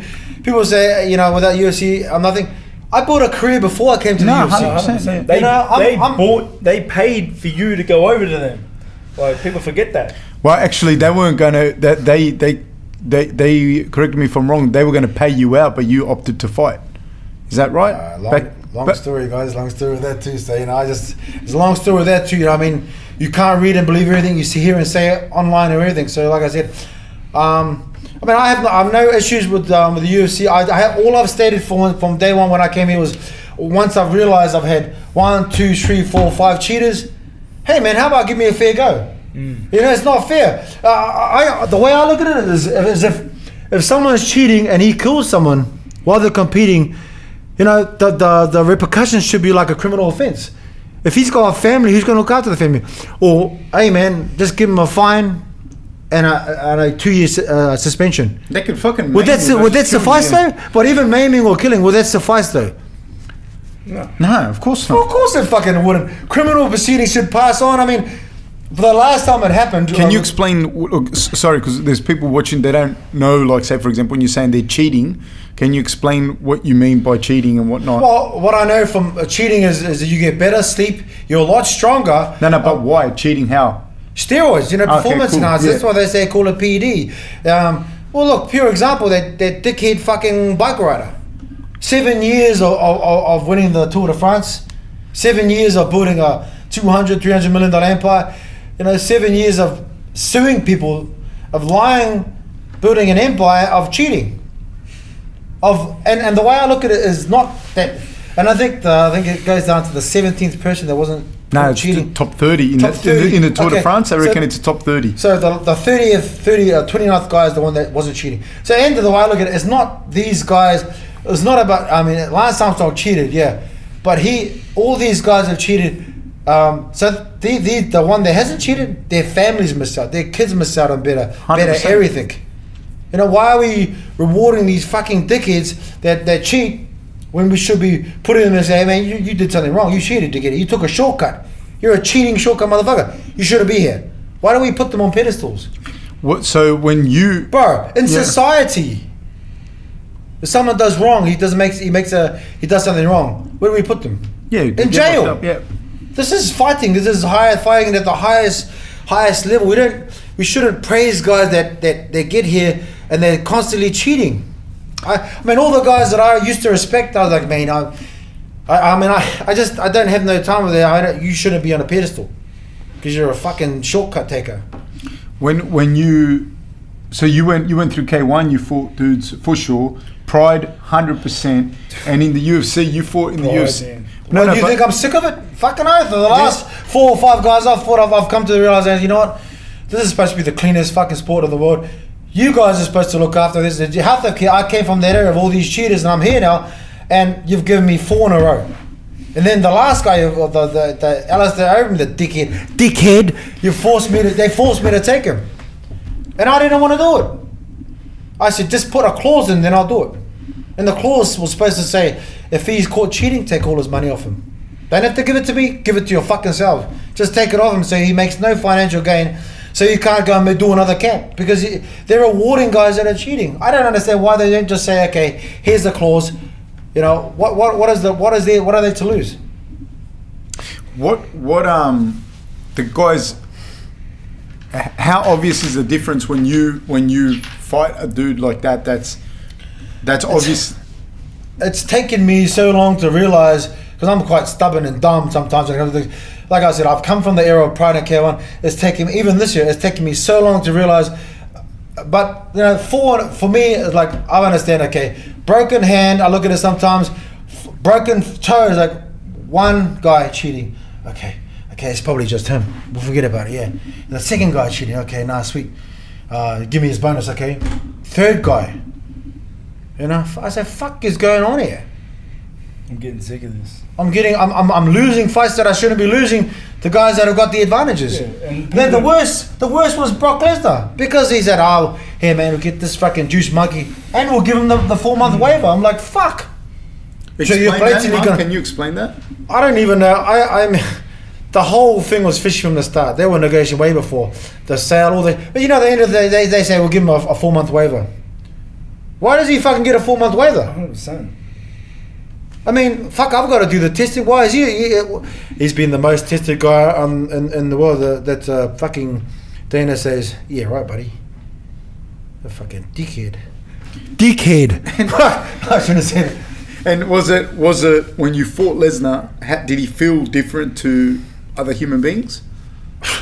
Fuck, I'm like on my tippy toes, and he's got me up in the mid lock? the mid one, and he's lift me up. I'm on my tippy toes in the fence. Like, fuck, bro, I don't know which way to. He's got control, and I'm quite strong. I'm like, this guy's a lot stronger than me, and like I said, I mean, he hits like a girl, but his strength is just amazing. He doesn't hit hard. Oh, I mean, you're talking about, I got a coconut here, bro. I mean, no one fucking cracks this motherfucker. I mean, well, you know, a few of them do. But, you know, he hits, I just, if I was his physique, his strength, he would have died. I would have killed that motherfucker. If I was cheating, I was going to kill and crack your head open like a fucking Easter egg. Did you, Well, it's true though. It's fucking, it's bullshit. That is terrifying. Imagine, Mark. No, I'd like to be on the stereo side, say, man, I'm gonna kill that motherfucker and say, you know what, just give me a fine for 2 years.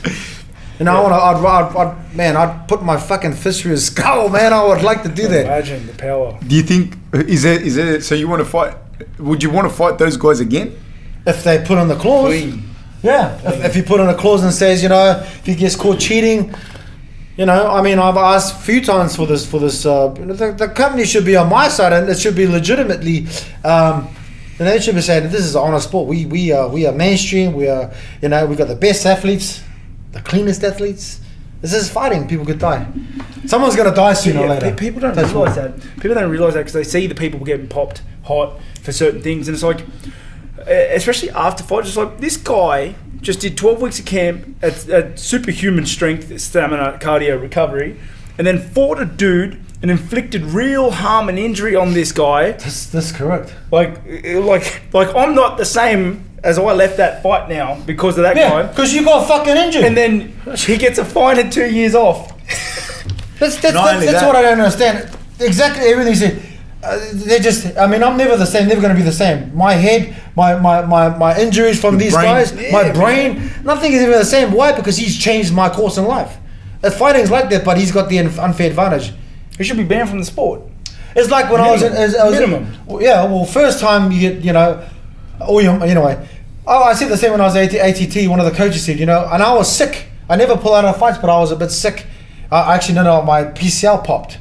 And I didn't want. I was still going to go to the fight.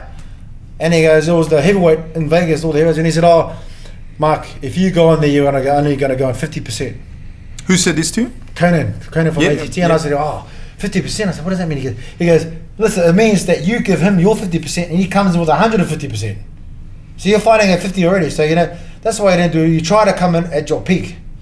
And then I understood that. That's why at least an even playing field. That's why I was happy to pull from the fight. Then I could have the operation. But with these steroids, they're coming in already at 100 to 200, you know, 200% advantage. Well, look at Lance Armstrong, bro. It's perfect, and it's riding a bike.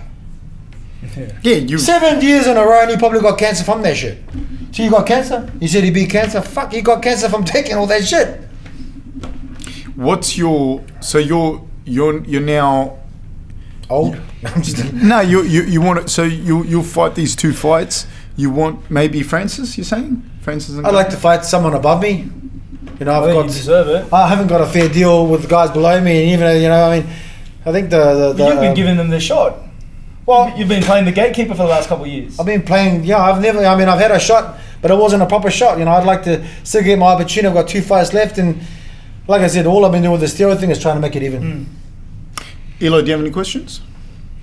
No, not really. No, maybe going on after the UFC. Do you know what I mean? Have you thought about boxing or going back to K-1? Yeah, boxing. I think I might do a couple of boxing fights. I'm already in talks with a few people. Who knows? I mean, there's a lot of things I want to do, but I want to fight after my 2 fights of UFC. I want to fight 3 more times and then retire. I think Japan is calling already for me. I love Japan. What I was say. You'd have a massive. That's what I was thinking straight away. Hunt's going straight to I was going to ask you. I love Japan. I love. Because you did pro wrestling in Japan before as well. Yeah. What was that like? It's all scripted, but it's fun. It was fun. No, but did you like the pro wrestling? I like that, but it's hard to try and you got to pretend like you're hitting something. You're pretending all this. You're like, oh man.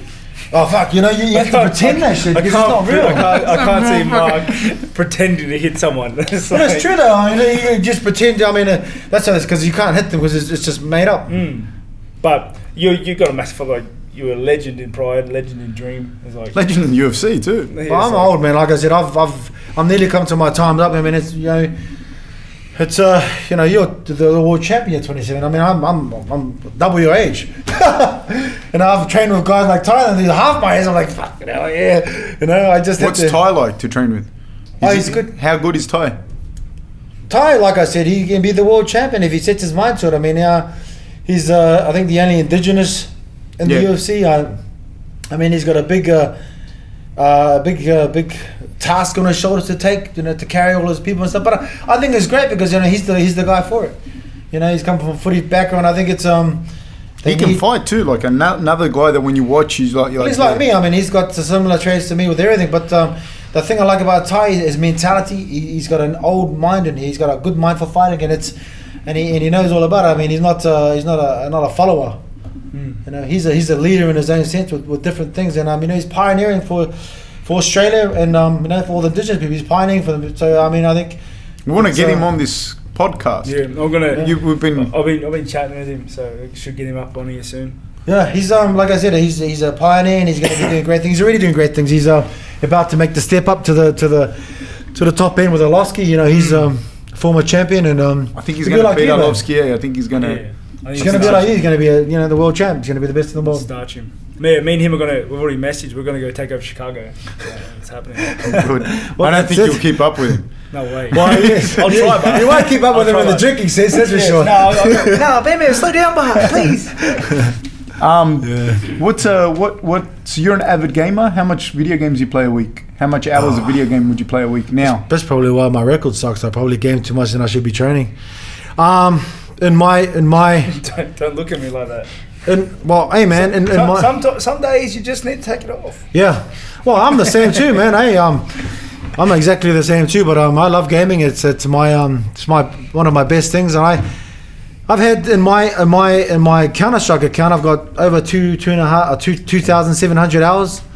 Have you got some mad loots? What do you mean? Have you got some expensive gear?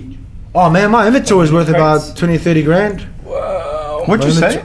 My skins are my inventory. I don't know what that means. He doesn't understand, because I try to tell him as well, like my gaming stuff. I'm like, man, I just got this skin, it's worth $500. Got no idea. It's investing, bro. It's investing. Sorry, hello? Anyway. It's probably the bank or someone calling me. Hey, you haven't paid your fingers. Oh, fuck, come on, bro. Hey, hello? Well, I can't talk right now. I'm just in the podcast. So. Can you see about the batteries? I gotta go bathroom. Go, because I'm gonna ask a couple of questions here. Be right back. When you say your skins are worth $20,000 or $30,000, pixels, just pixels. They just pay for pixels, and I think it's investing in. No, but what is that? Can you explain to me what that means? Like exactly what I said. Pixels online. So no, but what is? I don't know. Well, skins it comes the game Counter-Strike I play. It comes standard with just normal looking guns and everything. But when you buy a pixel or skins, what's a pixel? On the computer, it's like pixels are what make up a picture. Ah, okay, all right. Yeah, like so I've bought a lot of skins. Like pixel, so my guns look different. Look like they got different. I got the best looking skins. Okay, I just want to. So you play the game, then you buy the guns. Well, you get guns standard, but there's options. People can gamble for guns. People can trade for guns. I can trade with you if you got an account. I can send you this. Some people ask you, can I trade you for this for this, and I'll give you this. If they're worth the same amount, then you can swap them over. But when you say your stuff's worth 30 grand, do you mean it's worth $30,000 computer money or $30,000 real money? I've paid for it out of mine as real money, and I bought guns or pixels. I bought a D-Law, which is a Dragon Law, $2,700. I bought Stat Trek Desert Eagles. They're just pixels, but it's my favorite game. It's like souping up a car. If you're a car guy, you can dump. It's an endless pit. You can dump turbos. You can dump V8s. And then you play against other people. Yes. Online, and then are they competitions? There is a competition you can play, but not like the E-League. It's just a competition that you play with everyone in it. But right now there's an E-League. Like I was the ambassador for Call of Duty for Sydney. I went to the World Games. You can make there's actually gaming communities like esports. So a team, like I've got a team that help me with my training. We go into camp for 8 weeks, 10 weeks. We get me ready for the fight. I go and compete and fight, and then we get paid, all of us. Well, same with the E-League. The gaming teams on there, they have their own teams. They go hire a house. You get paid? Mark Hunt gets paid to play video games? Well, no, not yet. I just started twitching.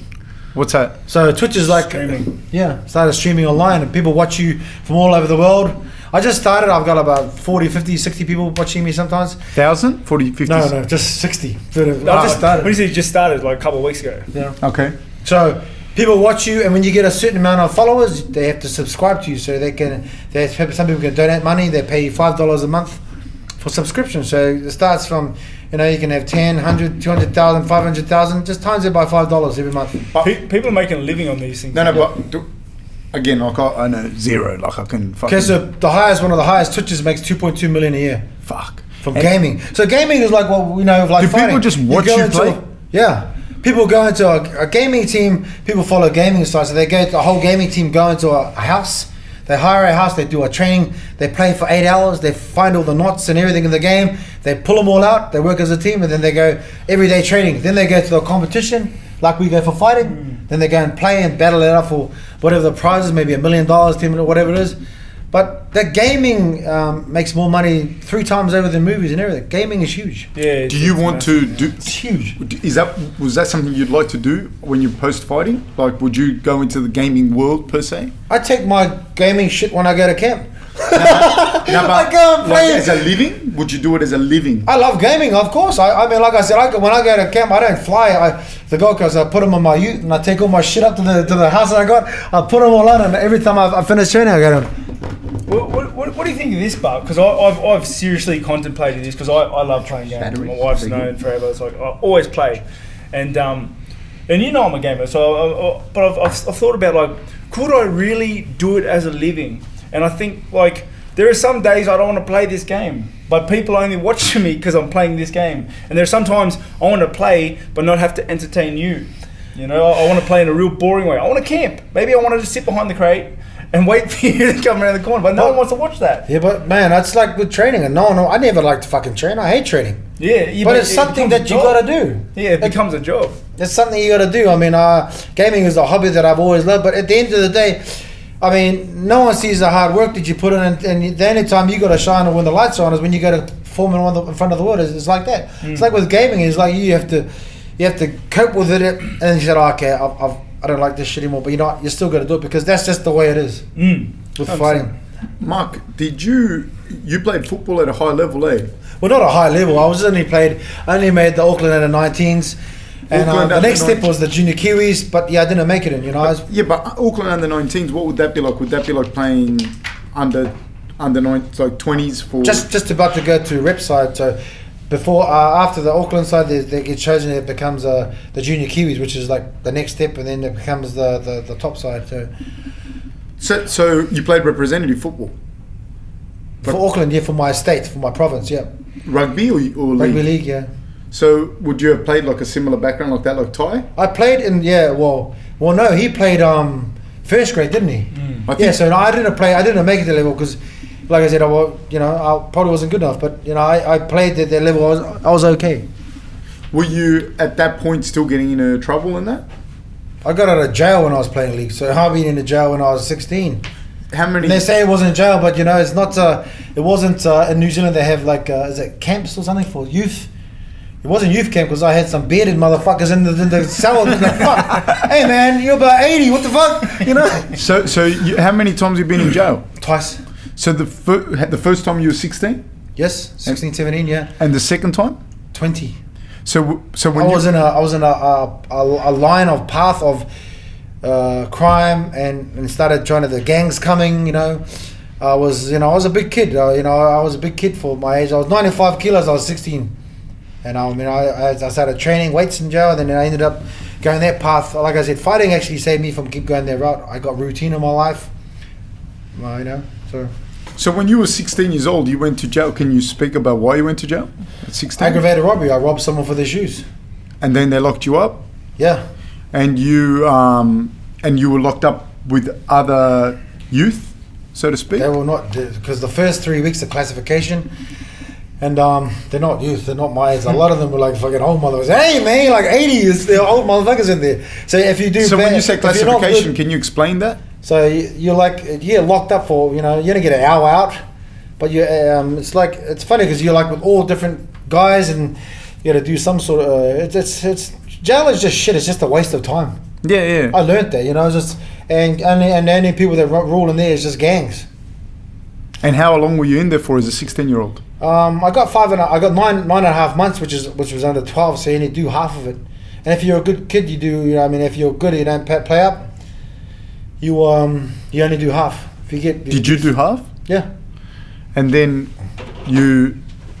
When you went in there, was it a big culture shock for you, or were you somewhat comfortable with that environment? I just thought this is just a waste of time.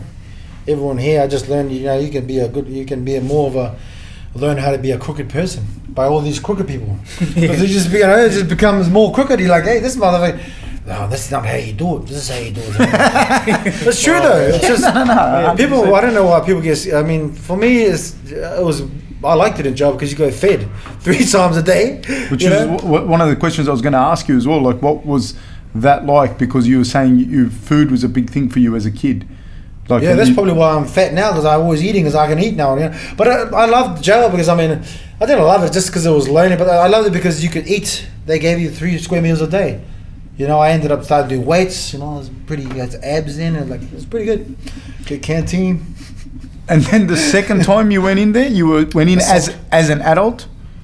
Wow. To an adult facility. It was the Rock. It was in Mount Eden, and that was just for assault. So you know, it was like a month or something. That was kind of hard because I was having girlfriend troubles. Then after I got out, man, I think that's when I moved over to Oz, when my friend came up with the opportunity to go. So, but you went. I was just about to go into. If I got out, I didn't know what I was doing in my life. Then I was gonna do the same old thing over again, because that's just, you know, I didn't have no education background. And then young hood. And so you came out of the adult system in New Zealand. Mount Eden, yeah. Yeah. And then you said, "Fuck it, I'm going to Australia." You got an opportunity to come to Australia. Well, I mean, I didn't end up. I ended up living in a garage with my mate Dave, and my mate Tux was living here, and he goes, "Oh, you guys should come over." He came back a year later, and we were still doing the same position with the games. And he goes, "What do you got to do? You can't do that. You got to get out of there." And I was like, "Oh." Then the opportunity came up from the brother. He said, would you like to go to Dave to go to live in Oz?" And I was like, "Oh." Is Dave the one with the E or different Dave? No, different Dave. My mate, he's a big guy. He was big then, over 200 kilograms.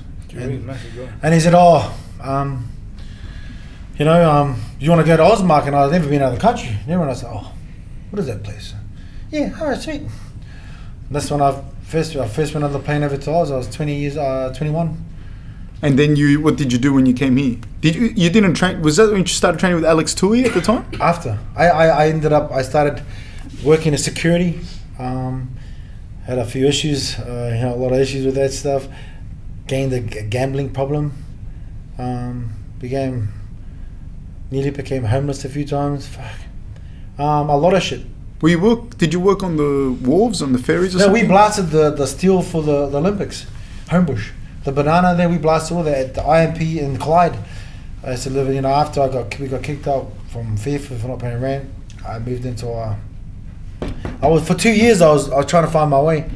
I didn't know anyone, you know. I didn't know anyone. I just, you know, trying to find my way with living. It was not easy, because if you didn't, no one told you how to live before that, you wouldn't know.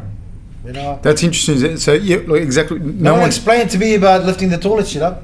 No one explained to me about changing sheets in the bed. You know what I mean? It's like, "Oh, you got to do this." It was only until I met Julie, she started saying, "Have you got to do this, Mike? You got to do this." I was like, "Oh, really? Why?"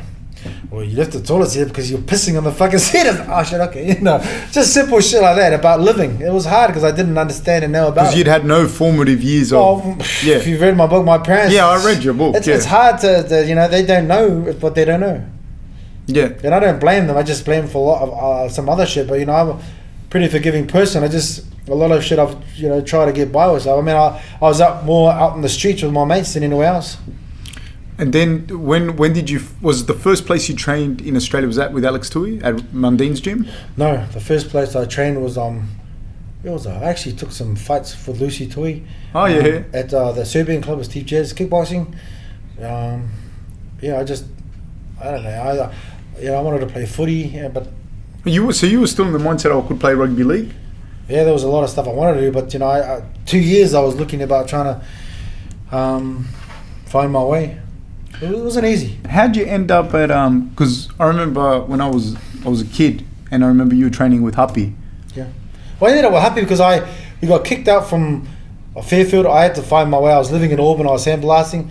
Then I got kicked out from that place because I didn't pay the rent because I was gambling. I moved in with my mate Dave in his 1-bedroom fucking halfway house. And there was like 4 of us in the fucking room. That isn't in the book. A lot of that shit in the book. He used to go, because he was big, he used to go down to Mundy Gym to lose weight. It was only $1 for a session, but even then, Alex didn't charge us. I went down just to, to go and do, I don't know what I was doing, but I went down there training, help him lose weight, and then that's where I started doing kickboxing there. Then I met Happy when I got kicked out of Dave's place. Then I was living around I went around the corner at my own halfway place. I got kicked out of there, went to Gardeners Road, where I lived with these 2 junkie guys. And then I moved from there to Lucy's in Manly. And then I moved from there when I met Happy. Because Happy was above the butcher's store in Liverpool. Yeah. I used to train there too. I met Happy there, and then he offered, things happened with Japan, I fell out with Lucy, and ended up happy with me and him had good rapport, like you guys have. We played chess like me, and I played chess like chess? He plays chess like me, and I was like, oh, okay, so I had a good rapport with him. And he said, oh, you should come out with me and live out west. And I said, oh. He paid for my first bond for my house in Lemire, and me and Julie moved in together. Then I moved to New Zealand. He took us to New Zealand for a holiday, and that's how we started training. And then that year, the next year, we won the world title in K-1. Or actually, 2 years. So trained and won the Oceania twice. 3 years. The third year I was with Happy, I won the world title in K-1. Because I grew up in Liverpool in that area, and I remember you used to train there above that butcher shop. Yes. So that was and that's how I got there. And then you from there you were living in where Lunia or Lumia? We were living in a rented place in Lemire. I got my 3 years that I got my first work contract after I won the world title in 2001. I became a pro fighter, getting paid $60,000 a fight, $250 a year. Got ripped off. Had to go through court. I took a while to get my first house in Oakdale. Then went from I remember the place in Oakdale. In Oakdale, where you came and nearly broke my neck, my arm, and then went from there to a few different places. Had kids, and then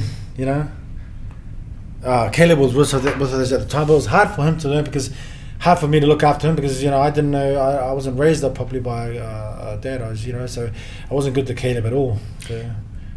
Who's the influence? Because I see the rapport you have in particular with.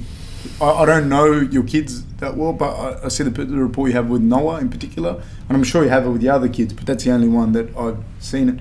What were the driving factors and the driving force, that influential people that taught you those things that you missed out of in your formative years? My wife. Normality was different. I looked at normality as different than whatever a lot of people look at normality as. I used to get beat up a lot from my parents or from my dad. He was and normal. That wasn't normal. I was like, oh shit, that's not normal. But you thought it was normal up until how old? Well, I knew there was something wrong. Like my dad used to play mind games. He was a mental warfare guy first, before he started getting violent with physically. He mentally we had for instance, he used to get you to go on your knees for like hours and hours, and he goes, and then we had a pear tree out front of where the house was, and he were on the knees, and he'd say, oh well, first it'll be something small, drop the dishes or something. He'd go out, cut the branches off the pear tree, and you're sitting there with your brothers and you're watching this, and you're shitting yourself because you're going to get fucked up. And these branches, the pear branches, and then as soon as he gets you, then he'll tie you up. Then he'll just start fucking whipping you, and he'll break the skin, of course. A lot of the times, I didn't go to school for a lot of times. When you say tie you up, he would physically tie you up with. Right? Yeah, like a pig. Even the one in the garage was like the best one. He used to use the tie you up here, and you couldn't run because I used to start running away. And then you get the broomstick and start using that. Like Rambo. Have you seen Rambo? Yeah. Yeah, I thought when I saw that movie, I was like, fuck, that's me. fuck yeah. Well, he'd tie you up like from the roof? Yes, from the wood. He'll tie you up. Because I when he started hitting you, I used to run away. He's too fast from the pig, Too fast from him. Then he'll come up to you and say, in someone, he goes, so my ear, he means come closer. Then he'll punch you in the thigh so you're going to run. This was his trick, Then he's got you, then he'll tie you up, and then he started doing whatever. But in my family, the brothers and sisters, whoever cried first was the one to get the most. You know, me being the youngest, I was the always one to cry. I was like, fuck. So, you know, when I started, yeah, anyway. And How so... how would we get to this subject? No, because I asked you, like, with your kids now, what was, so how did that marry up? Because... my wife is a disciplinary. Then my kids will walk all over me. They do whatever they want. I want my kids to be up the front of the class, not be scared. Like I was always in the back because I was scared someone's gonna fucking smack you in the face. My kids, I want to be up the front. They can do whatever they want. I want them to be to enjoy their childhood. You know, I'm paying the cost for them to enjoy their childhood. I pay the cost to be the boss, baby. No. But it's true though. That's why I do what I do, because they have to have options, and by the time I finish, they're gonna have enough options to do whatever they want. Because in that sense, is Caleb your oldest? Yeah, and he just graduated from university. I'm still harsh on him because, you know, he's older now. You know, he needs to. Yeah, but the kids, I know Noah's really cheeky, my son, and he's like a spoiled brat. These kids, but you know, I don't want to touch those kids. They can do it. You know, they can enjoy their. But your wife, she does the disciplining. Well, she tries to. But yeah, my wife does a lot for those kids, and she gets enough. When she gets fed up with them, she has to tell me to go and do something, and I just yell at them really loudly. Yeah. That'd be enough to scare anyone. Yeah, I think so. Well, you don't understand. You got kids, eh? Yeah. Man, they push the boundaries, man. I'm like, man, if there was a time you want to hurt some kids, like, man, hey, kids are just ruthless. That's why I can't train at home. I don't know how you can do it. I have to get the fuck out of here because the kids, they come, I'm tired from training, they just go, she just switches off. They just go, there's just noise. So you need to leave to train? Because I'm 43, I'm older. I can't cope with staying here with the kids, you know, because my wife expects me to do shit. When I go at a camp, I'm single. I go at a camp, I get people to do shit for me. I don't have to worry about. All I have to worry about is training, recovering, and gaming. When she rings up, man, you know, the thing about when she rings up, she just swears. She rings and goes, fuck! And then she hangs up, I'm like this guy. I just got punched fucking 12 rounds in the fucking head. And you think I want to hear this shit? Nah. You know, it's like, I just say, it's a couple more years, man, and then this is what then I can be him and do, and then I'll listen to you. When you do the dishes, I'll do the dishes. But right now, I don't want to do the dishes, you know? How many kids you got, Mark, all up? 6. 6 kids, they all live here with you? 5 of them do now. Caleb is here. My oldest girl is who the oldest is he's a bit slow. She's mentally challenged. She's hard. Okay. She lives in New Zealand with the mum. Okay. Yeah. And then there's Caleb. Caleb, Noah, Sierra, Aurora, and Macy. And the Caleb looks after most of them all the time. He's good having him here. I was going to say to you, because you said Noah's the second oldest out of the kids that are here? Here, yeah. It's Caleb, then Noah. Yeah, and Noah's only a little kid. He's 10, yeah. So you got like 4 little kids? Yes. Fuck. Imagine that. It's hectic, bro. I mean, hey, Mel, come on now. Tell him, man. Yeah. Bro, you got kids, man. You know, I was like, when I'm gaming, it pisses me off when someone tries to interrupt me. I was like, fuck. I get upset when people bother me when I'm gaming. You know, that fucking phone rings like, fuck, this fucking bank again. Fuck. I can't turn on my games until all the kids are asleep. And then I ask my wife, and I go, can I play my games? And if she says yes, it means I'm ignoring. If one of the kids cry, I'm like, oh, no, it's because you said yes. Like, well, you're. Hey, Hey, man, it is what it is, man. I'm not gonna say anything. Your wife might give me a hiding, but it's just, hey, man, I mean, there's a lot of things. My wife still thinks I'm 13.